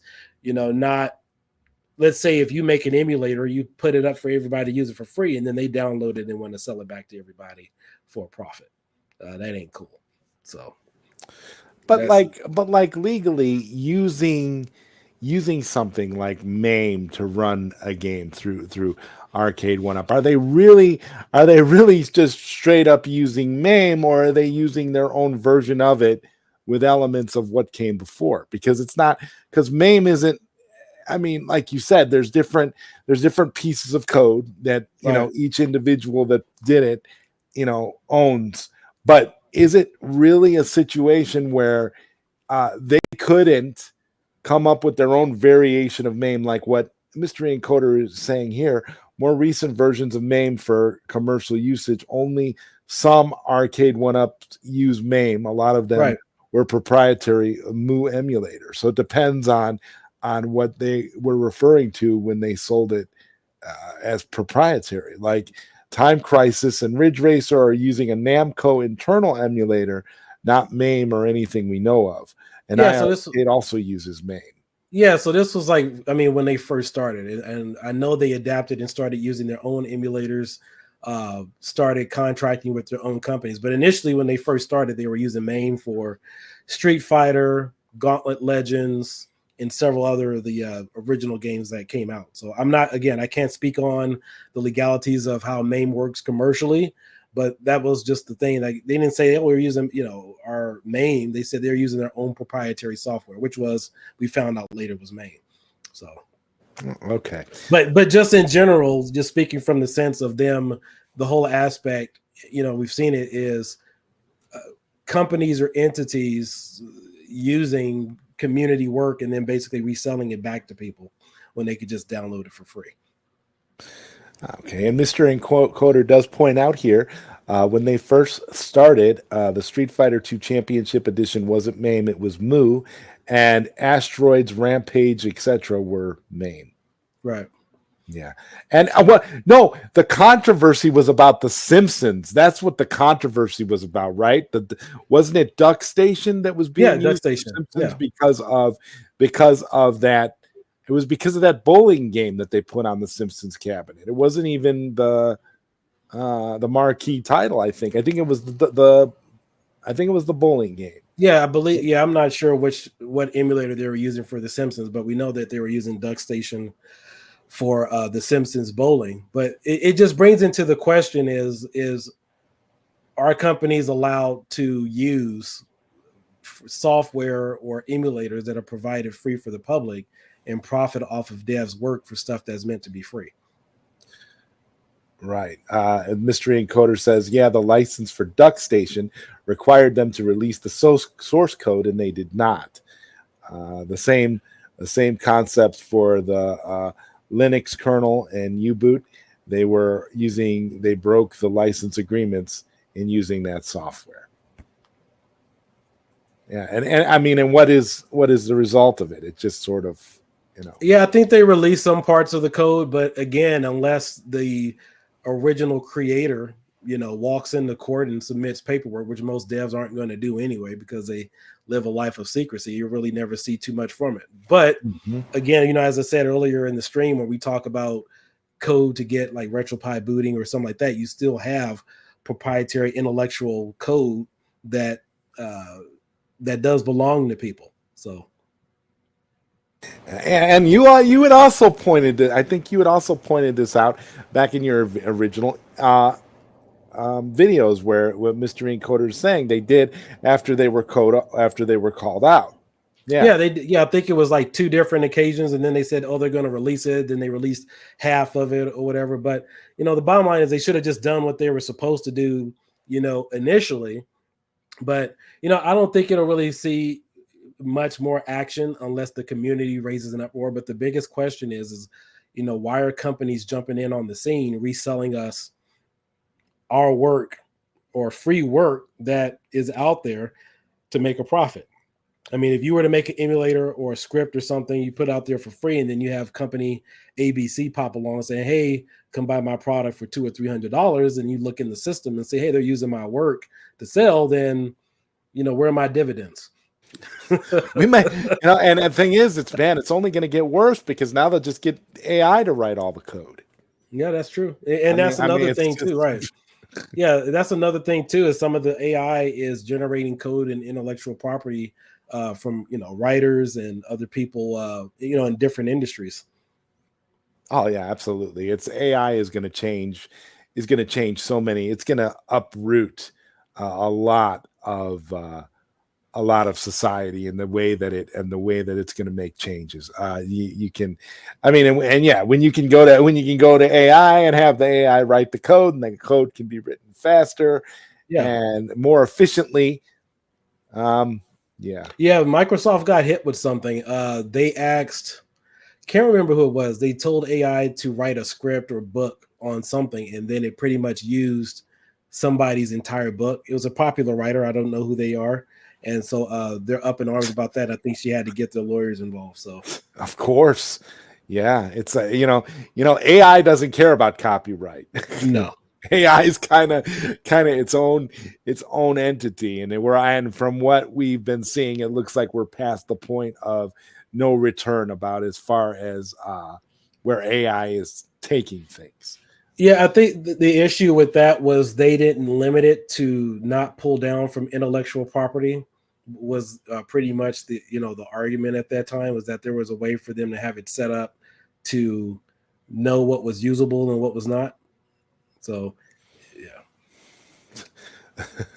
It's like Linux is sold commercially through Red Hot, for instance, but Linux itself is otherwise free. Or like you buy an Alexa, a router, a Chromecast, Android devices. Android itself oh, is free, Linux is free, etc. But all the stuff still runs on Linux or Android. right. iPhone is based on Linux. MacBook is based on a Unix kernel. Well, definitely. Yeah. So I mean, I don't. What are some of your thoughts on the changes that AI is about to make, both in terms of technology and society, industry as a whole? I think some of it's good, but at the same time, I don't believe in it advancing to the point where it puts people out of work. Obviously, you follow this. The actors and writers are out of work right now, and Fighting for this very thing. Yes. yeah, and then I found out that certain actors or actresses they weren't paid for. What movie was it? Was it Wonder Woman? It was one of the recent superhero movies, but their likeness was used, but they weren't paid that dividend for their likeness being used. It was just they decided to take the AI and duplicate their image, and they weren't paid for it. So if it's Yeah, good and writing, that's what they want. They want to be able to make it so that they can bring in the actor, use the right? actor the one time, and then be able to perpetually No, use their no, image indefinitely. That's what this whole fight is about. That's what the whole why it's such a hot button issue, because and the studios are unwilling to back down because they have all the leverage. They're like, we'll I, just I, replace I, you with I AI. think, yeah, I think with that too is not the fact that if nobody was profiting, I would probably get it. But we know these execs and everybody behind the scenes, they're making money on the streaming deals and how many times they can continuously, to license it out. But I wasn't aware until recently that this situation also happened with Jet Li and why he didn't do the Matrix. They wanted to digitize his moves and capture them and use it for the perpetuity of the life of the Matrix. And he was like, I spent my entire life developing my moves. He's like, I'm 40, 50 or whatever the case might be. And just to somebody, capture my images or my moves, my body movement and reuse it. And I don't get paid for it and give up ownership and rights to it. No, that's why he didn't do it. So, Yeah. so what, 20 years later, we're now fighting over the same thing. You have actors out there picky, but no, I totally agree. I mean, a person should get paid, for their likeness over and over again if it's used in that manner. But I believe the biggest problem is the fact that studio execs, they're not taking a hit. They're making money off of relicensing it to like HBO or Netflix or Hulu. So yeah, it's not an even playing field. No, not at all. And it's not gonna be a good thing to have all these, you know, starving actors and writers and out of work because of the greedy studio system. I Right. kind of hope that at some point they'll just break away from Hollywood executives altogether and just start their own thing and do things for the True. love of the craft again. Because Right. I think what's happened is Hollywood has gotten itself to a point where they make these movies. These movies are so expensive that they don't want to take any chances anymore. This is why a lot of these modern movies suck, because they put in too much money and to take the risk. And if it doesn't make $1 billion, it's considered a flop. And Right. that it's time to course correct again and all these various things. It would be horrible if they were to win this and then it's like, okay, we can use your likeness, No, that's not good. whenever we want. And on top of that, deep faking is Yeah. becoming such a big thing too. And I want to talk to you a little bit about that. Mystery Encoder says, nice shows on. Thanks for being cool about discussing the light gun stuff, Keo. Appreciate your input. Oh, definitely. Yeah, I don't like the deep fake stuff because that can seriously get somebody hurt. Because imagine Yeah, that's somebody really takes your bad. likeness or image and shows you out with another girl and you're married You know what and I thought people. about? I thought about that for a second, though, Keo. I was thinking about that because a friend of mine brought that up yesterday on one of his streams about just what you just said, deep Right. faking somebody and showing them going out with somebody, breaking up marriages and happy homes and Right. various things. I kind of looked at it like, the one thing that's going to say that is going to be a saving grace. And he was using examples of how it can get really dark with Yeah. sex tapes and that type of thing.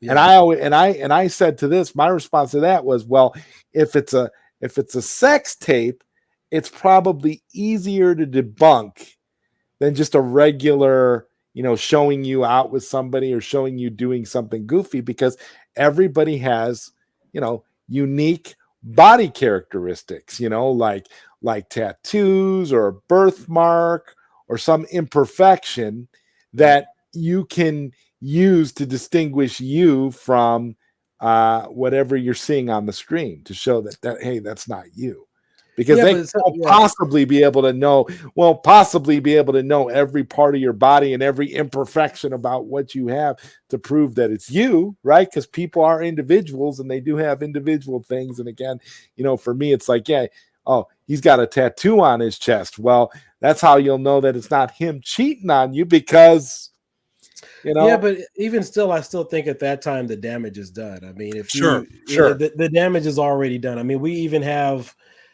even without AI, we have too many situations where people are falsely accused of something, and then you have whatever process or legal process to claim your innocence. So just to add more fuel to the fire, I just think it should be careful and definitely protected against, because by the time the smoke sells, it's like the old saying, you're innocent until proven guilty. But how many times do you already see stories where people really already have their preconceived notions about what happened?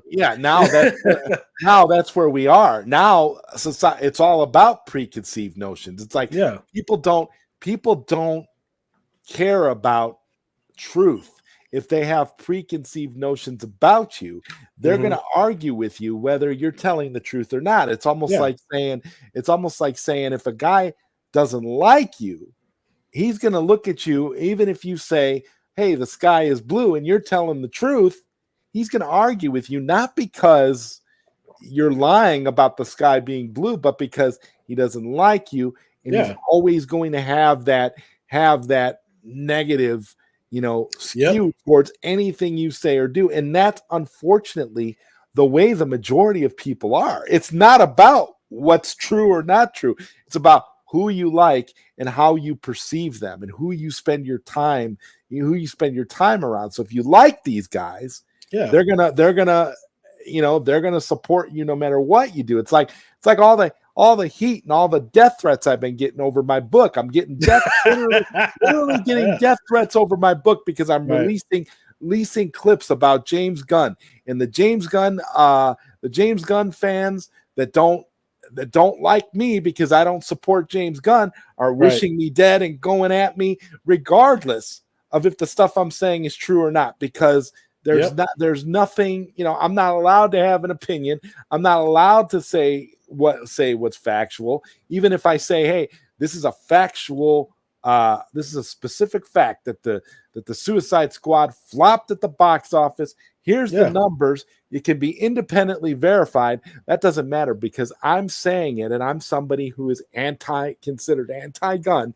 I am therefore the enemy. So everything that I say is suspect and has to be considered negative or has to be taken as a personal attack. And that's where we are. That's what it is. That's why the world is so, the country is so, divided politically too, because it's all about the perception of what you believe and and who you surround yourself with. And I tend to look at it like this, Keo. It's like nobody can ever tell me, hey, this person's a bad person. If I know the person, Yeah. I base everything I, look at with this person on how that person is towards me. When people tells me, oh, you don't want to talk to KioÐΗÉKÜＮ. KioΔaikin's a jerk, da da da. Well, listen, Kio's always been nice to me. I've never had any issues with Kio. He's always been a straight up guy. I like him. I value his opinions, and I'm going to talk to him.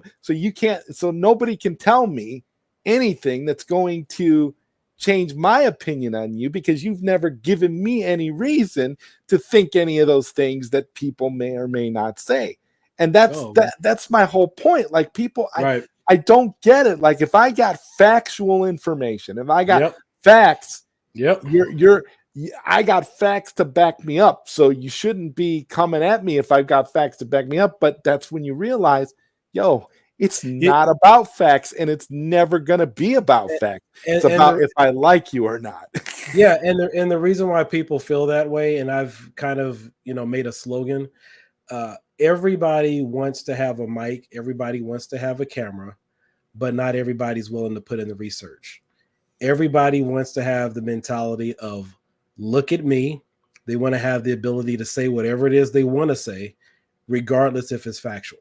And if you come out with information that's factual, come out with information that can be tested, tried, and proven, they look at you a different way because you may be seen as a threat. Yeah, it is. It's a very, very sad state of affairs. It doesn't give you, looking at it, as a whole, it doesn't give you a lot of hope for society, for the future, because I don't see it, in this emerging technological boon we're about to become a part of. I don't necessarily see things as necessarily getting better.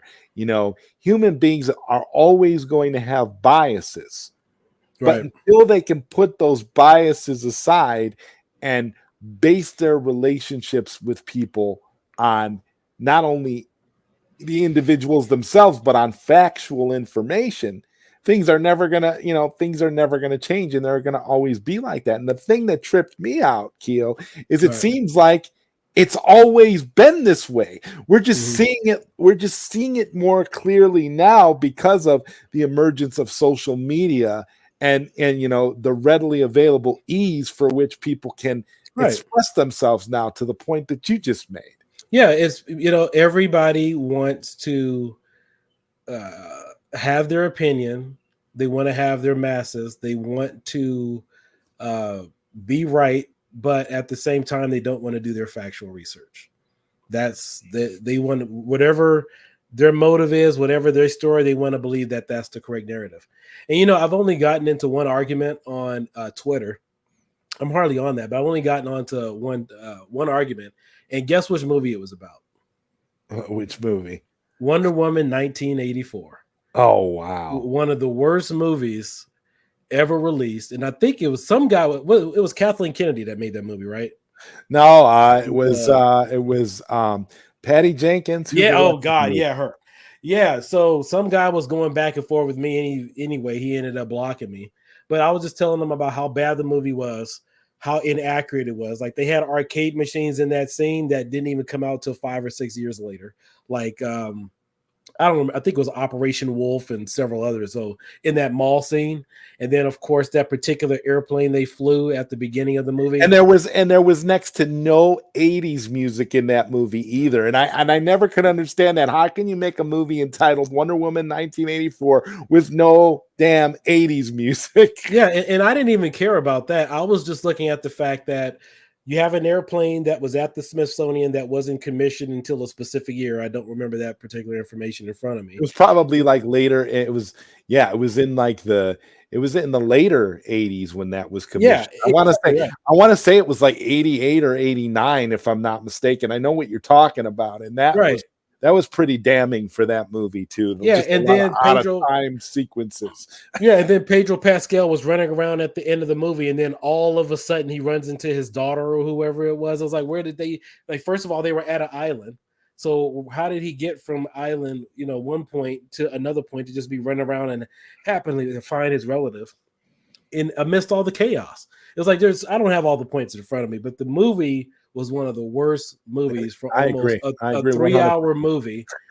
And to go away from the template that Zack Snyder made, it was just an awful movie. Yeah, I had a lot of issues with it too, and there was a lot of stuff where I kind of felt like Patty Jenkins, the director, wanted to differentiate herself from what had come before, but what people, and what people who defend this movie forget about is the Right. fact that Warrior Wonder Woman was established and was very well received. The first Wonder Woman movie was a mega smash. It Right.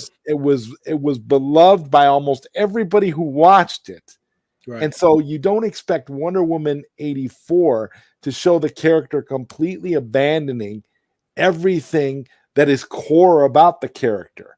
Right. All of the fundamentals of Wonder Woman are just ignored and thrown out the window in favor of this new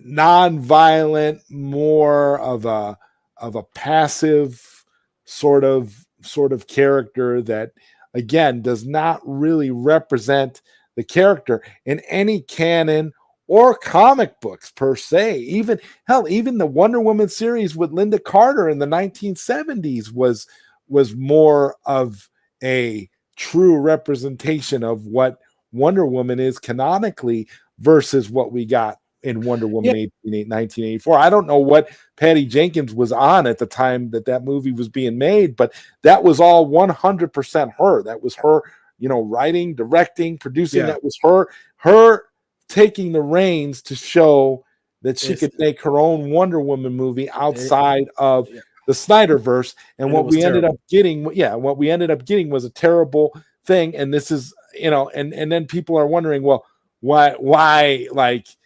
they're not using her for Wonder Woman 3. Well, I wonder why.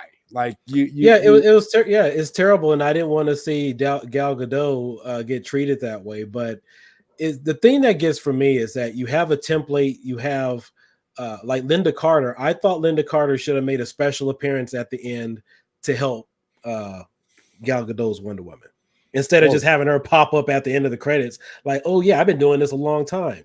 That was one of the stupidest things I've ever seen in a movie.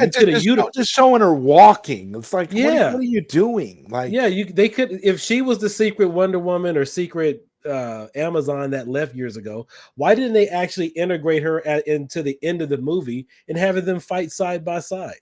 They just toss her in there for a week behind cameo and call it a day. Yeah, I was one of those people. I'd watched it because it came out. I remember it came out Christmas Day that year, 2020. And me and I was at my parents' house at the time, and we all sat around and actually watched that movie because we all really loved the first Wonder Woman. I mean, I haven't talked to don't know anybody that doesn't like the first Wonder Woman movie.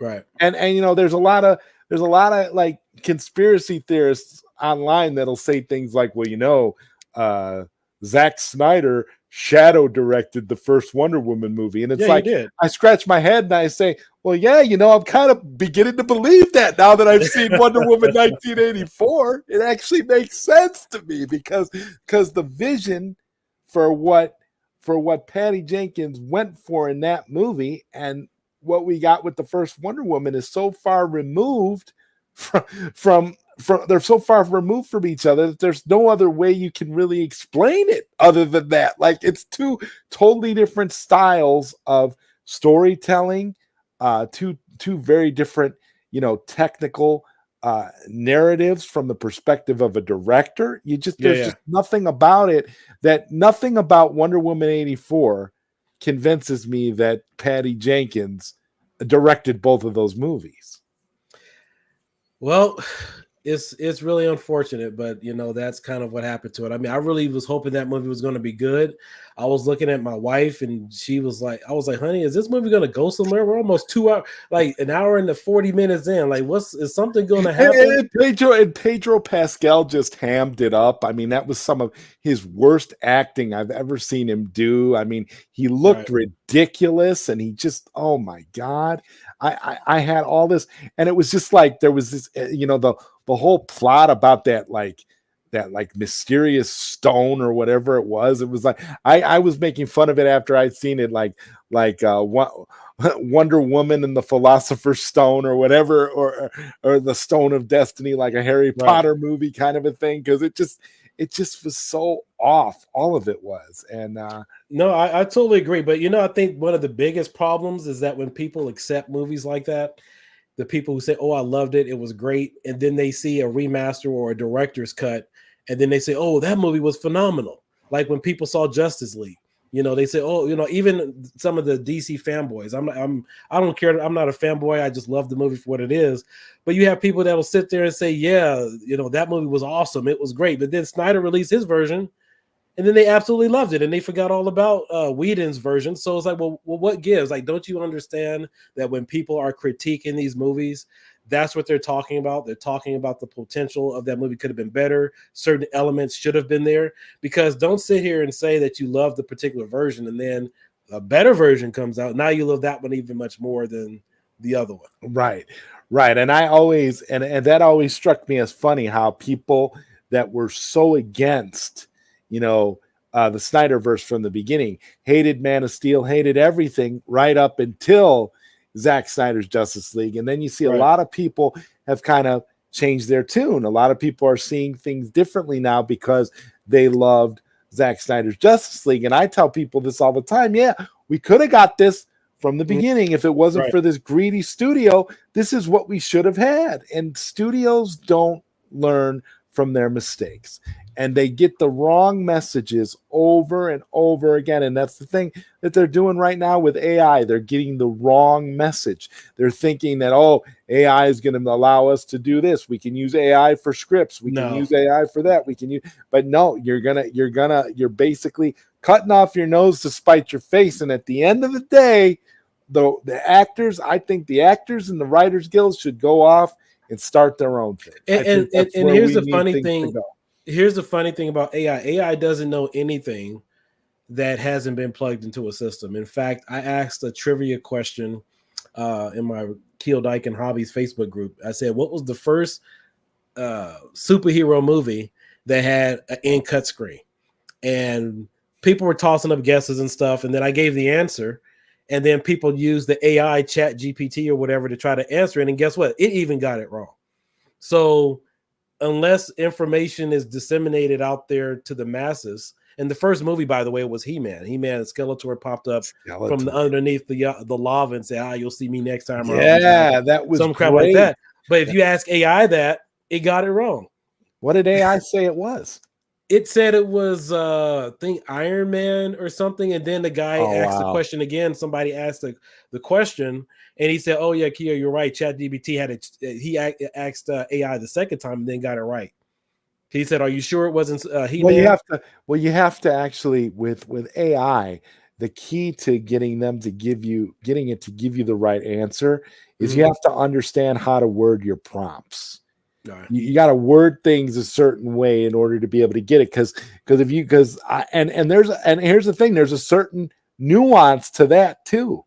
On one of my streams, a friend of mine, what we had did was, I think it was with Mikey Sutton and Robert Meyer Burnett. What we had did was Robert went and he was in Chat GPT, and we sat there for 20 minutes and came up with the next Martin Scorsese movie in AI.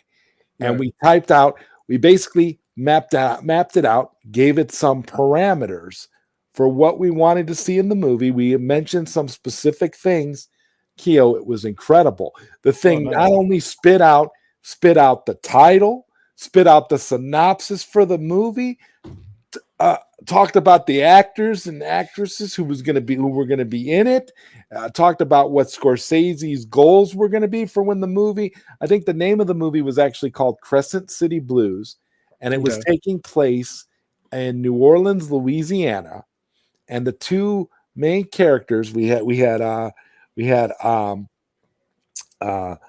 what's his name? The Jonathan Majors as J Rock, Okay. an African American man from Compton, California, and a transgender woman. I can't remember the name. A transgender woman. I think her name was. I want to say her name was was. I can't remember her name right now. I think it was like Jade or something like that, or Jada or something. But it was this story about this unlikely pairing of these two people from two very different worlds, and they develop a romance. And I mean, it totally mapped out. I kid you not, it mapped out this entire story. And if we wanted to, we could have went deeper and threw in some more details and had it actually generate a script for us with like Right. what, like not only the script, but like with the actual, camera, the camera movements and things that would need to be done to make it happen. I mean, technically, Mhm. this movie, Scorsese could film this movie, could make this movie based Right. on these prompts, based on what we were asking. And that's when I realized at that moment that this is why Hollywood writers and actors are fighting for their lives right now, Yeah. because that type of stuff right there Yeah. is insane. You're talking about, just off the top of our head, we were able to come up with the next Scorsese movie and have, Yeah. give it just enough details to where it could actually formulate the plot, give you I don't know, man. I keep telling people what the future is going to be like in no less than 5 years. You're going to be able to go into Chat GPT 7 or whatever Chat GPT, whatever we're on at that point. You'll be Right. able to go in, you'll be able to type up, okay, give me a sequel. Give me a sequel to Goodfellas. And you type it up and you type in what you want, you type in who you want to be in it. Yeah. And several hours later, the prompt will spit out your movie, and you'll be able to watch the movie, and it'll be indistinguishable from anything that any other normal movie that you've ever watched in your life. You'll just be able to watch and enjoy the movie. You'll have all the performances, you'll have all the nuances, you'll have everything. It'll all be right there in front of you just from typing out the right prompts. And Yeah. that to me is scary as hell, because The only thing about AI though is that it doesn't connect with a human emotional element. I mean, I wrote something years ago and it literally exhausted me. Like I never knew writing would be that way, but it was like 120 pages, whatever the case might have been. Mhm. And during that time period, because I didn't want anything I was watching on TV, any music to influence how I was pertaining to any characters or anything, I didn't watch TV. I didn't listen to any music. It was just me and my whole solemn thing, just trying to write, and it was exhausting. It, Yeah. it, it was really exhausting. So yeah, I mean, I understand what writers are going through. Just to fight. I mean, because it takes a lot out of you to create something, especially that human For emotional real. element. Yeah, yeah, and what I think, and this is something that I've talked about a lot before, and I've come to the conclusion that in the future, it's not so much going to be that you're not going to be able to see any kind. You're going to be able to see any kind of a movie that you want to see, or any kind of story, any kind of music. I mean, have you heard the way AI is uh, able to take virtually any musician now and port them doing any song, any rap, anything. It's insane. Right. I think the key in the future, and I mean, we're looking at let's just say, for example, 20 years from now. 20 years from now, the big thing is going to be human authenticity. It's going to be Yeah. all about was this book created by an artificial intelligence, or was it created by a human being? Was this movie made by humans, or was it made by AI? And that's what you're going to have. You're going to have people that are going to be hungry for the human experience, hungry for because all of that content is going to be taken over by artificial intelligence. So Yeah, you're going and you know, yeah. and speaking a little bit about that, not so much on the AI side. That's why we have a lot of YouTube content creators getting upset, is Mm-hmm. because all they do is release mashup videos and kind of sample stuff from multiple places. I think there was a guy who had like 800,000 subs and a lot of views, but all of his content was based on cutting and splicing other people's work. And he Yeah. was pissed when YouTube demonetized him.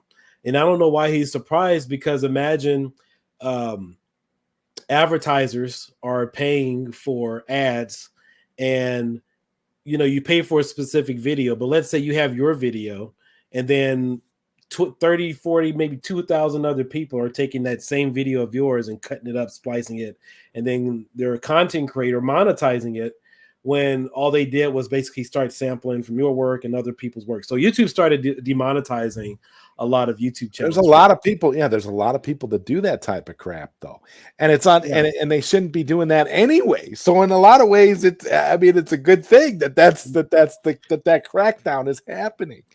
Well, it's fine that they do it, but they need to realize is that if they were operating still, I mean, you know, with copyright laws, trademark laws, you could do that. You just can't make money from it. Yeah, So, you know, their channels are still there. Their channels didn't get taken down. It's yeah. just that, well, you can't just profit off of somebody Off of else's. somebody else's work, you can't do.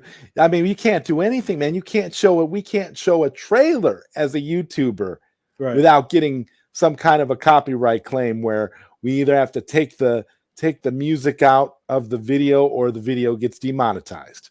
Yeah.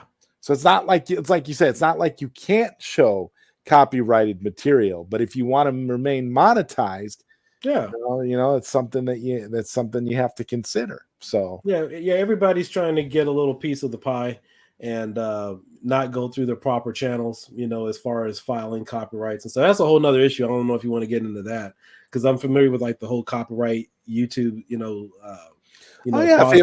if you want to talk a little bit about that, that'd be cool. Yeah, so on the whole copyright thing, I know a lot of people have talked about copyrights and trademarks in terms of you can't copyright strike somebody's video. So I think the main thing has been people have associated YouTube and the copyright system with YouTube, as though YouTube is the final say and authority on filing a copyright strike or making a copyright claim. When you have a copyright or a trademark, it gives you a lot of legal parameters in order to file something. So it doesn't start by, let's say I file a copyright strike on ZodWriter. ZodWriter, I want you to pull my video down. And then you put out a claim and then say, well, Kia, I disagree. This is my creating content, screw you or whatever.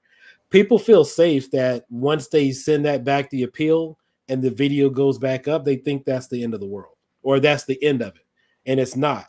The only reason why most people get away of it is because in order to file a copyright claim against another content creator, let's say on YouTube, is you have to go to their state, their local municipality, and sue them. And if you don't know where somebody lives, it becomes very difficult, nearly impossible.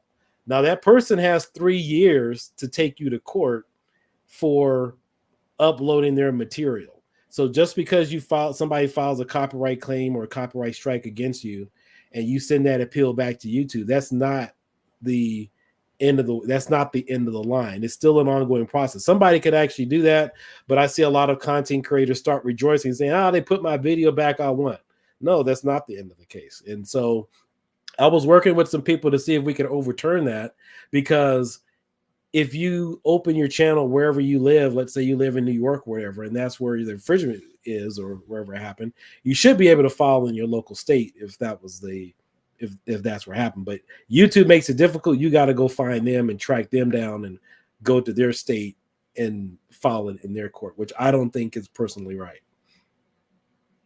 Yeah, that's a lot of work. No wonder a lot of these don't go anywhere, because there are a lot of of false copyright claims, though. There's Right. a lot of, I mean, it works both ways. So it's sort of, but yeah, YouTube can only handle it on their end, but Right.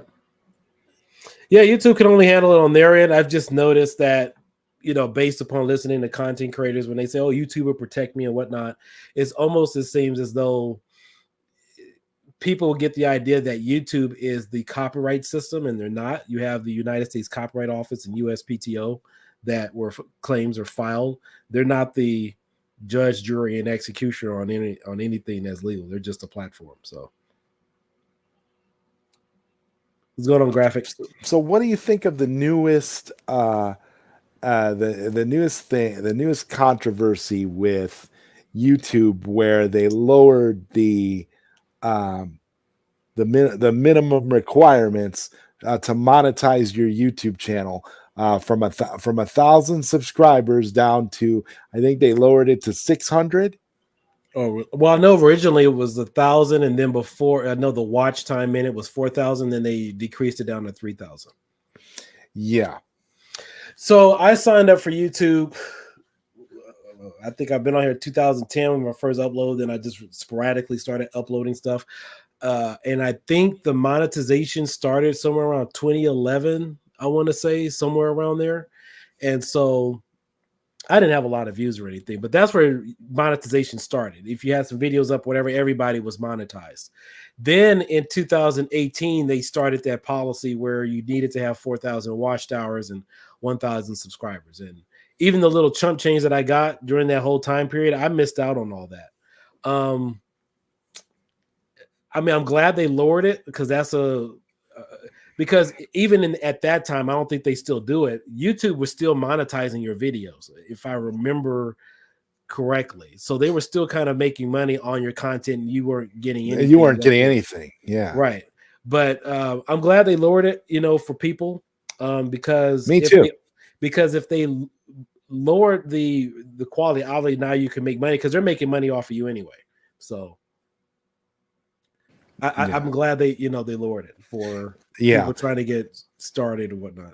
Yeah, exactly. Allow everybody, that has a reasonable sub count to, to make a little money, especially if they're, like you say, if they're monetizing your stuff anyway. So it's not like, but I thought that was a good thing too. I was happy for a lot of people, especially for a lot of content creators that I know that are just, that are starting out too and are having a hard time reaching that 1,000 subscriber. The only way you could get like 3,000 or 4,000 watch hours, you got to either have a lot of live streams or have some long videos on your channel, like 2 or 3 hours. Yeah, that was what I did. I had long, I do long. Well, I do a lot of long form content, so it was not hard for me to get the watch hours. The watch hours was easy, but it was tough to get those. To get that 1,000 subscribers, that took a while. So it's sort of like because people will watch your content, but that doesn't necessarily mean they're going to subscribe to your channel. Yeah, the one thing that I don't like is YouTube giving preferential treatment to other creators who may duplicate your work. There was something I did on YouTube years ago. I was waterproofing technology, RC cars. I was like probably the first guy that started doing it. Waterproofing. That was a big thing because it was taboo to have your $600 RC run through a puddle of water or run it in the rain. And there were some rinky-dink fixes out there. So somebody copied my process. The same thing. I only got 5,000 views on it. This channel got like 350,000 views doing the same exact thing. If you listen to the guy, he's like, oh, I did it by watching other YouTubers. So same content, same format, other people copying the same format or whatever. So in a sense, traffic is garnered not to people doing unique things, being the first to do some things, but it goes to who they want to give attention to. And one of the things I always tell people is don't just get discouraged about your videos if nobody's watching or whatever. It's all the algorithm. You can still be your own unique person because it's however they decide who watches whose channel. at that time, that was the biggest thing, waterproofing RC cars. In fact, most people still don't do it, but and that's what you guys are probably seeing some of my Raspberry Pi videos and was shocked about me doing that. But no, I was waterproofing $300, $400 electrical items, and no, the Kyo didn't get any love for that. So Yeah, I can honestly say for me, what drew me into your channel specifically was your Raspberry Pi stuff. Like I said, I get excited every time you put out a new Raspberry Pi video. Ritual Dello with the $9.99 super chat. Thank you, sir. Says great conversation, gentlemen. Kio is a great guest, thanks. and Zod brings it out. Pow pow, pow pow. Yeah, I love these kinds of conversations. One of the things that that excites me too is being able to do the late night Q&A format. It's like a talk show host kind of format for me. It gives me an opportunity to get to know the guest and to have the one-on-one conversation. I mean, you and I have talked a lot, Kio, in the last several months. We go back and forth online all the time and talk about stuff, but to actually be able to take the time to sit down and have this kind of a discussion is always a great thing. And I'm always very, very happy to do it. And it allows me a chance to really get to know people, especially like, in the retro community, the home arcade community, the dev community, people that, it's like you see the content of what's being done. You see what people develop. You see all the work that goes into it, but you don't always get, to pick the brain of the person that does it all. I'm like one of my dream Q&As is going to be to get Wolfeno's on here one of these days to just pick his brain and be like, okay, man, this and this, kind of like what you and I are doing, where we're just going off and talking about various topics and finding out about everything. And Graphic Vandalism here says, do a top 10 anime video or like a top 25 Miike movie video, and you'll get mad views. Yeah. That was one of the things when I first saw your channel. I was like, man, who is this guy in the cut? He's sitting back on his sofa, got the headphones on, just all relaxed and everything, like it's a talk show and stuff. Most people when they live stream, they gotta have your camera system all lit. A lot of distractions. I saw yours and it was just, let's just relax. Let's just have a cup of coffee, just talk. In fact, it kind of reminded me of a talk show host that they used to have back in the 90s, late night. I can't remember who it was. Yeah. Was it Richard Bay? I can't remember the guy, but the guy was like really laid back. He was just let's just sit here and talk. I think he used to come on around maybe midnight or so.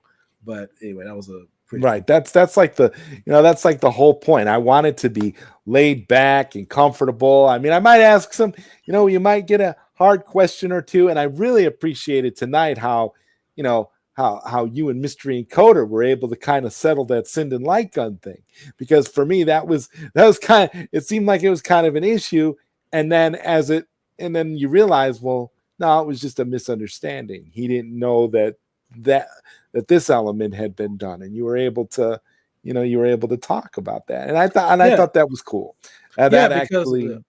It's just that there's a lot of stuff that goes on behind the scenes and people don't fully understand what's going on.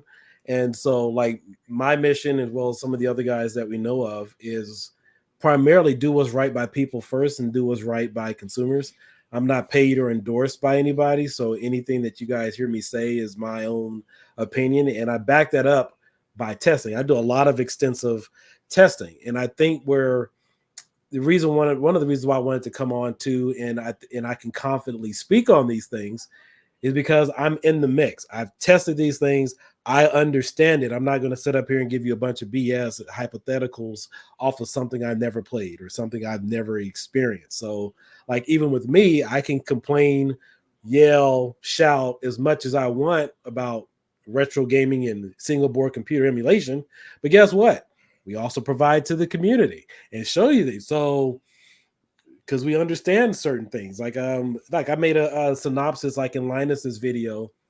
Linus Tech Tips, he has some stuff going on. Yeah. But to kind of add on to what Gamers Nexus was saying is that one of the issues or videos that I had a problem with was his alternative Pi, Raspberry Pi alternative video, but there were a lot of inaccuracies, and I'm not going to call them a really big issue. It's just that you really can't compare two single board computers when the development on another single board computer isn't even there yet, or may not even work.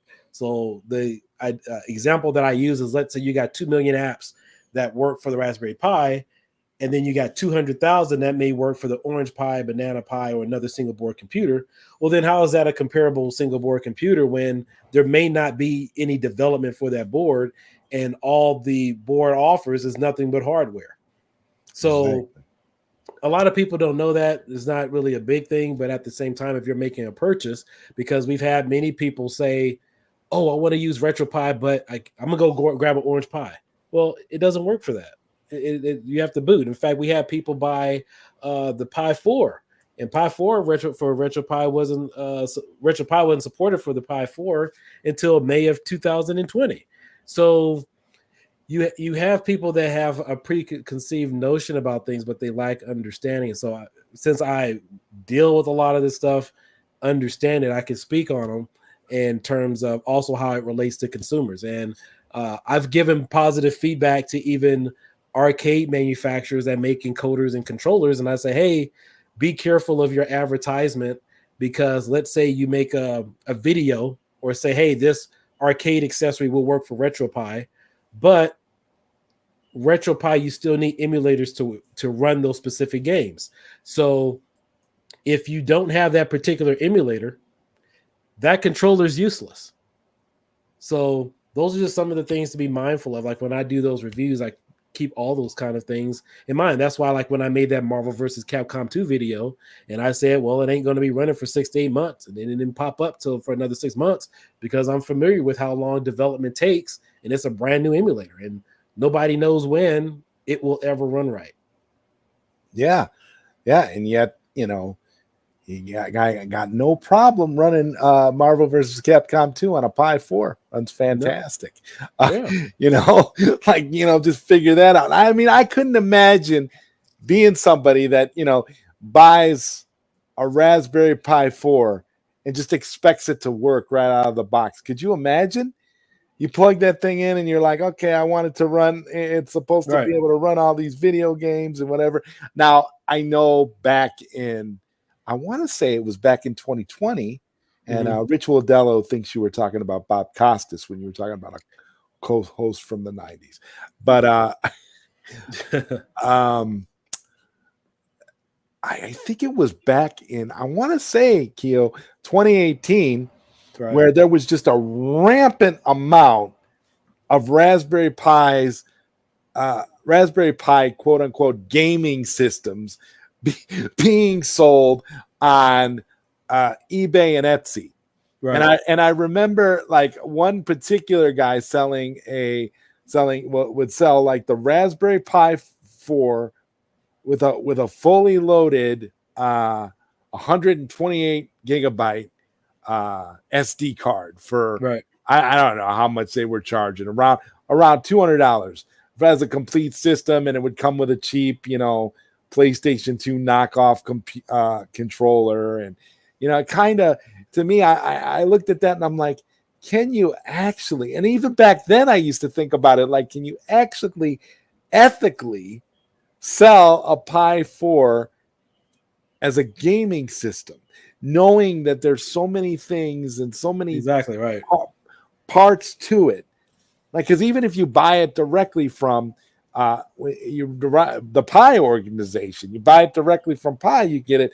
Now you can get it with like a keyboard, you get it with, where it's more of a complete package. It's almost, it functions like a single, like an actual computer, and you get, and you can, and of course you can add gaming, but the reality is gaming is not necessarily what the prime goal for these Pi systems were. And that's another thing that people never really understood.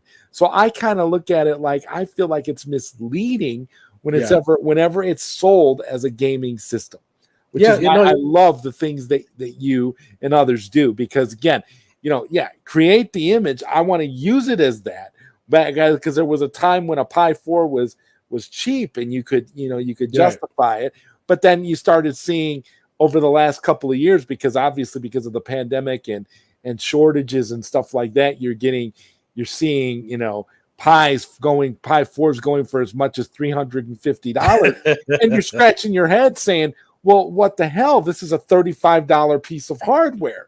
I mean, like I'm you're not talking about one of my ads. yeah, and this is where, you know, this is why, you know, and this was the thing. It's like, my God, you know, I love talking about this aspect of it, because to me, I mean, you know, back then it's like I would recommend it to anybody. It's like, I'll tell people, you know what, I'll tell friends of mine that I know in my real life that are looking to get into emulation but don't want anything, you know, I'll steer them away from, you know, a Pandora's box or something goofy like that, or like a Chinese, like an Android box that, you know, has a bunch of, you know, a ROM dump, and say, well, no, you know, get a Pi 4, and I'll set it up for you. I'll put a nice image on there for you, and you'll have all the games you can ever play. But the problem is, like, that was back when it was, you know, a $35 thing you could buy. But when you're looking at during the pandemic, like $350 for a Pi. Well, I think the thing is too, is most people see the Raspberry Pi as a gaming device. However, there are certain industries that require them and need them. Like a lot of restaurants, when you see those menus, they're probably using a Raspberry Pi. A lot of POSs, they use Raspberry Pi. Medical facilities, they use them. So like my cousin and other people that I know, they work on swimming pools, they need a Raspberry Pi for that. So you have many different applications out there where you specifically need to have a Raspberry Pi unit. That's where what's going on later, ma'am. So where you need to have that particular unit. So yeah, but for gaming, you really didn't need a Raspberry Pi in order to emulate games. There's many different options out there, but it did become the cheapest, most affordable way to enjoy retro gaming at, I think, what, $15, like the Raspberry Pi 2. After it came out, Pi 4, I think those prices dropped down like $15 on those. Yeah, I don't even know how cheap the Orange Pi was. The Orange Pi was pretty cheap, and the Orange Pi could run a fair amount of games too. Right. Which was really pretty impressive for you know. So from a cost perspective, you know, if you wanted to get into retro games or even build your own little arcade cabinet, yeah, at that point a Pi was just the way to go. It made more sense. But now you're seeing all these mini PCs coming out that are just extremely powerful and can do so much. It makes for almost the same price that you're and that's the thing. So that's where I was going with this and what I wanted to ask you.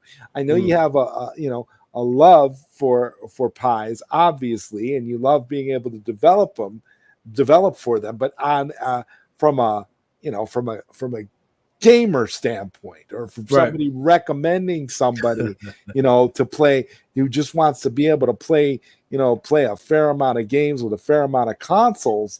Right. It's hard to recommend it now, because you could say, well, now you can get this mini PC that's the size of your hand, and you plug a hard drive into it, and you can play, get a Batacera image with 44,000 games, and you're good to go. And there's some really great images out there. So it's hard to recommend a Pi unless you're very specific and you want it curated, in a specific way. I mean, because again, with pricing, but I don't know, if you're getting it for $15, you're getting it for $35. I'm to answer your question, I'm just going to leave that right there.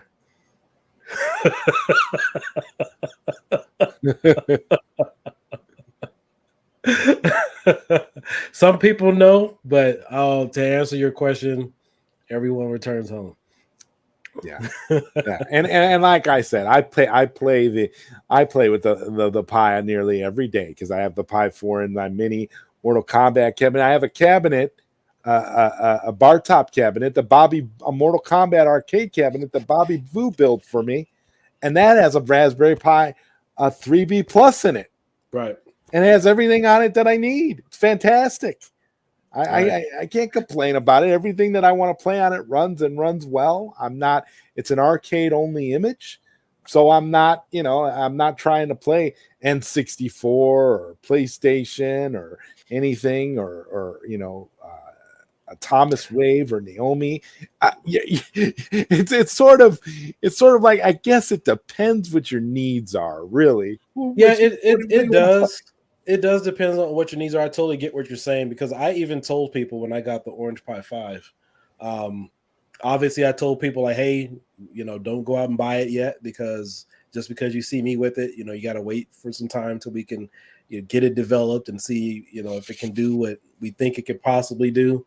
But no, I totally get it, because like the Orange Pi 5, $89, $129 for the 8 GB mid-tier version, and you're paying almost Dell prices to get like I've said, if only PlayStation and some of these basic emulators can run on it, then it's a failed task. But no, I totally agree, because that's a lot of money to spend if you're just NES, SNES, Mega Drive, all the basic crap that you could do on a Pi 2 or Pi 3. So no, I am cost effective, and I'm mindful, like even when I do hobbies or any type of projects, is it worth it? Are we like, what is the expectation for it? But no, I have that mindset definitely anytime I go into a project.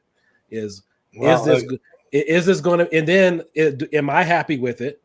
And am I going to be happy telling somebody about it? And is this going to be some type of motivation for them to do it?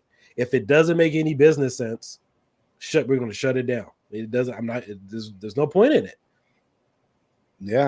Yeah, but judging from the way your voice sounds when talking about that Orange Pi 5, I'm pretty excited. I mean, because it's I kept saying this to myself. I'm like, I wanna get into the Pi 5, but I don't want to do anything until I know for sure. And Kio is gonna get that covered. I already know. I'll show you a sneak video after the stream. Okay. Well, I was gonna release it last Saturday, but the weirdest thing happened. My cellular internet was down. The home internet was down. I didn't get anything up. So, and I could have been working on it tonight, but we're here live streaming and stuff. But I'll show you a teaser video tonight, and you tell me what you think. And I wanted to do it after this because I didn't want anything to slip. So yeah, okay. Well, we're going to get to that point because it is getting late, so I don't want to be up all night. But I'm definitely happy that you and I got a chance to sit down here and finally talk about all these various topics and chop it up, because again, I've been wanting to do it for a long time. And we got a lot of friends in the community, a lot of people that a lot that we're mutuals with, and it's just great to see progress continuing to be made, and definitely, and you're welcome back here anytime, my friend. I appreciate you. I appreciate all the hard work you do. I appreciate everything you bring to the community, and you're a good guy, and I just love it. It's fantastic. Oh, awesome, man. It was great to be a guest and meet everybody here on your channel. And thank you for having me when you invited your friend on. What's her name? We were talking about the movies. APAS. Yeah. Oh, that was an awesome conversation, man. Yeah, my co-host APAS for I Don't Get It on every other Saturday, which is a wonderful show. APAS is fantastic. I couldn't ask for a better streaming partner as far as being able to bounce off of each other with these topics and just totally go scorched earth. It's always a fun time, and that was great having you on. And yeah, we'll definitely have to do this again, man. And I appreciate everybody who showed up in the chat. Everybody was there. It was awesome. I mean, again, hey, getting you and Mystery Encoder to settle that Sinden light gun thing was pretty cool. Yeah, and that goes for like any, especially we've just noticed. I'm not the only one. I'm probably the most vocal out of, because a lot of people are behind the scenes that you may not know, and obviously Wolf knows, but we've just seen the trend to where people are selling stuff in the retro gaming community, and they're wanting the community, the hobbyists like myself, to fix their stuff and to intervene to fix a paid product. And if you're selling a paid product, then it should have been totally supported by you. Fixed. I'm talking about everybody. If you're advertising something to work for a specific front end, whatever it might be, you should be supporting it. 100%. Not turning it into a community project, and then a person like yourself and many others are sitting at home, frustrated, irritated, bought $400 or $500 worth of stuff, and now you have to watch YouTube videos and other community members walk you through it. That's not acceptable. Yeah, that's not really cool. And again, when we were talking about cost effectiveness, if you're going to go through all that, yeah, you might at this point you might as well just buy a mini PC. It's a lot easier for the people that want the plug and play solution. I mean, it just true. But on that note, I do want to thank everybody once again for being here. I want to thank you, KioÐΗÉKÜＮ.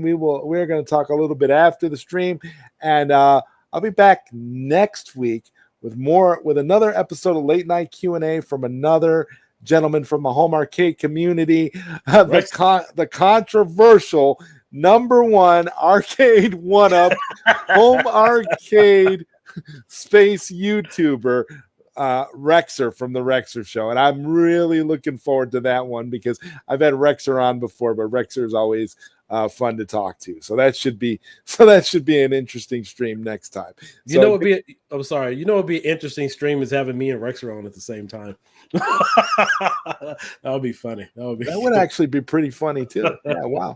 Well, listen, I know Rexer thinks very highly of you, so I mean, hell, I'll see what Rexer says.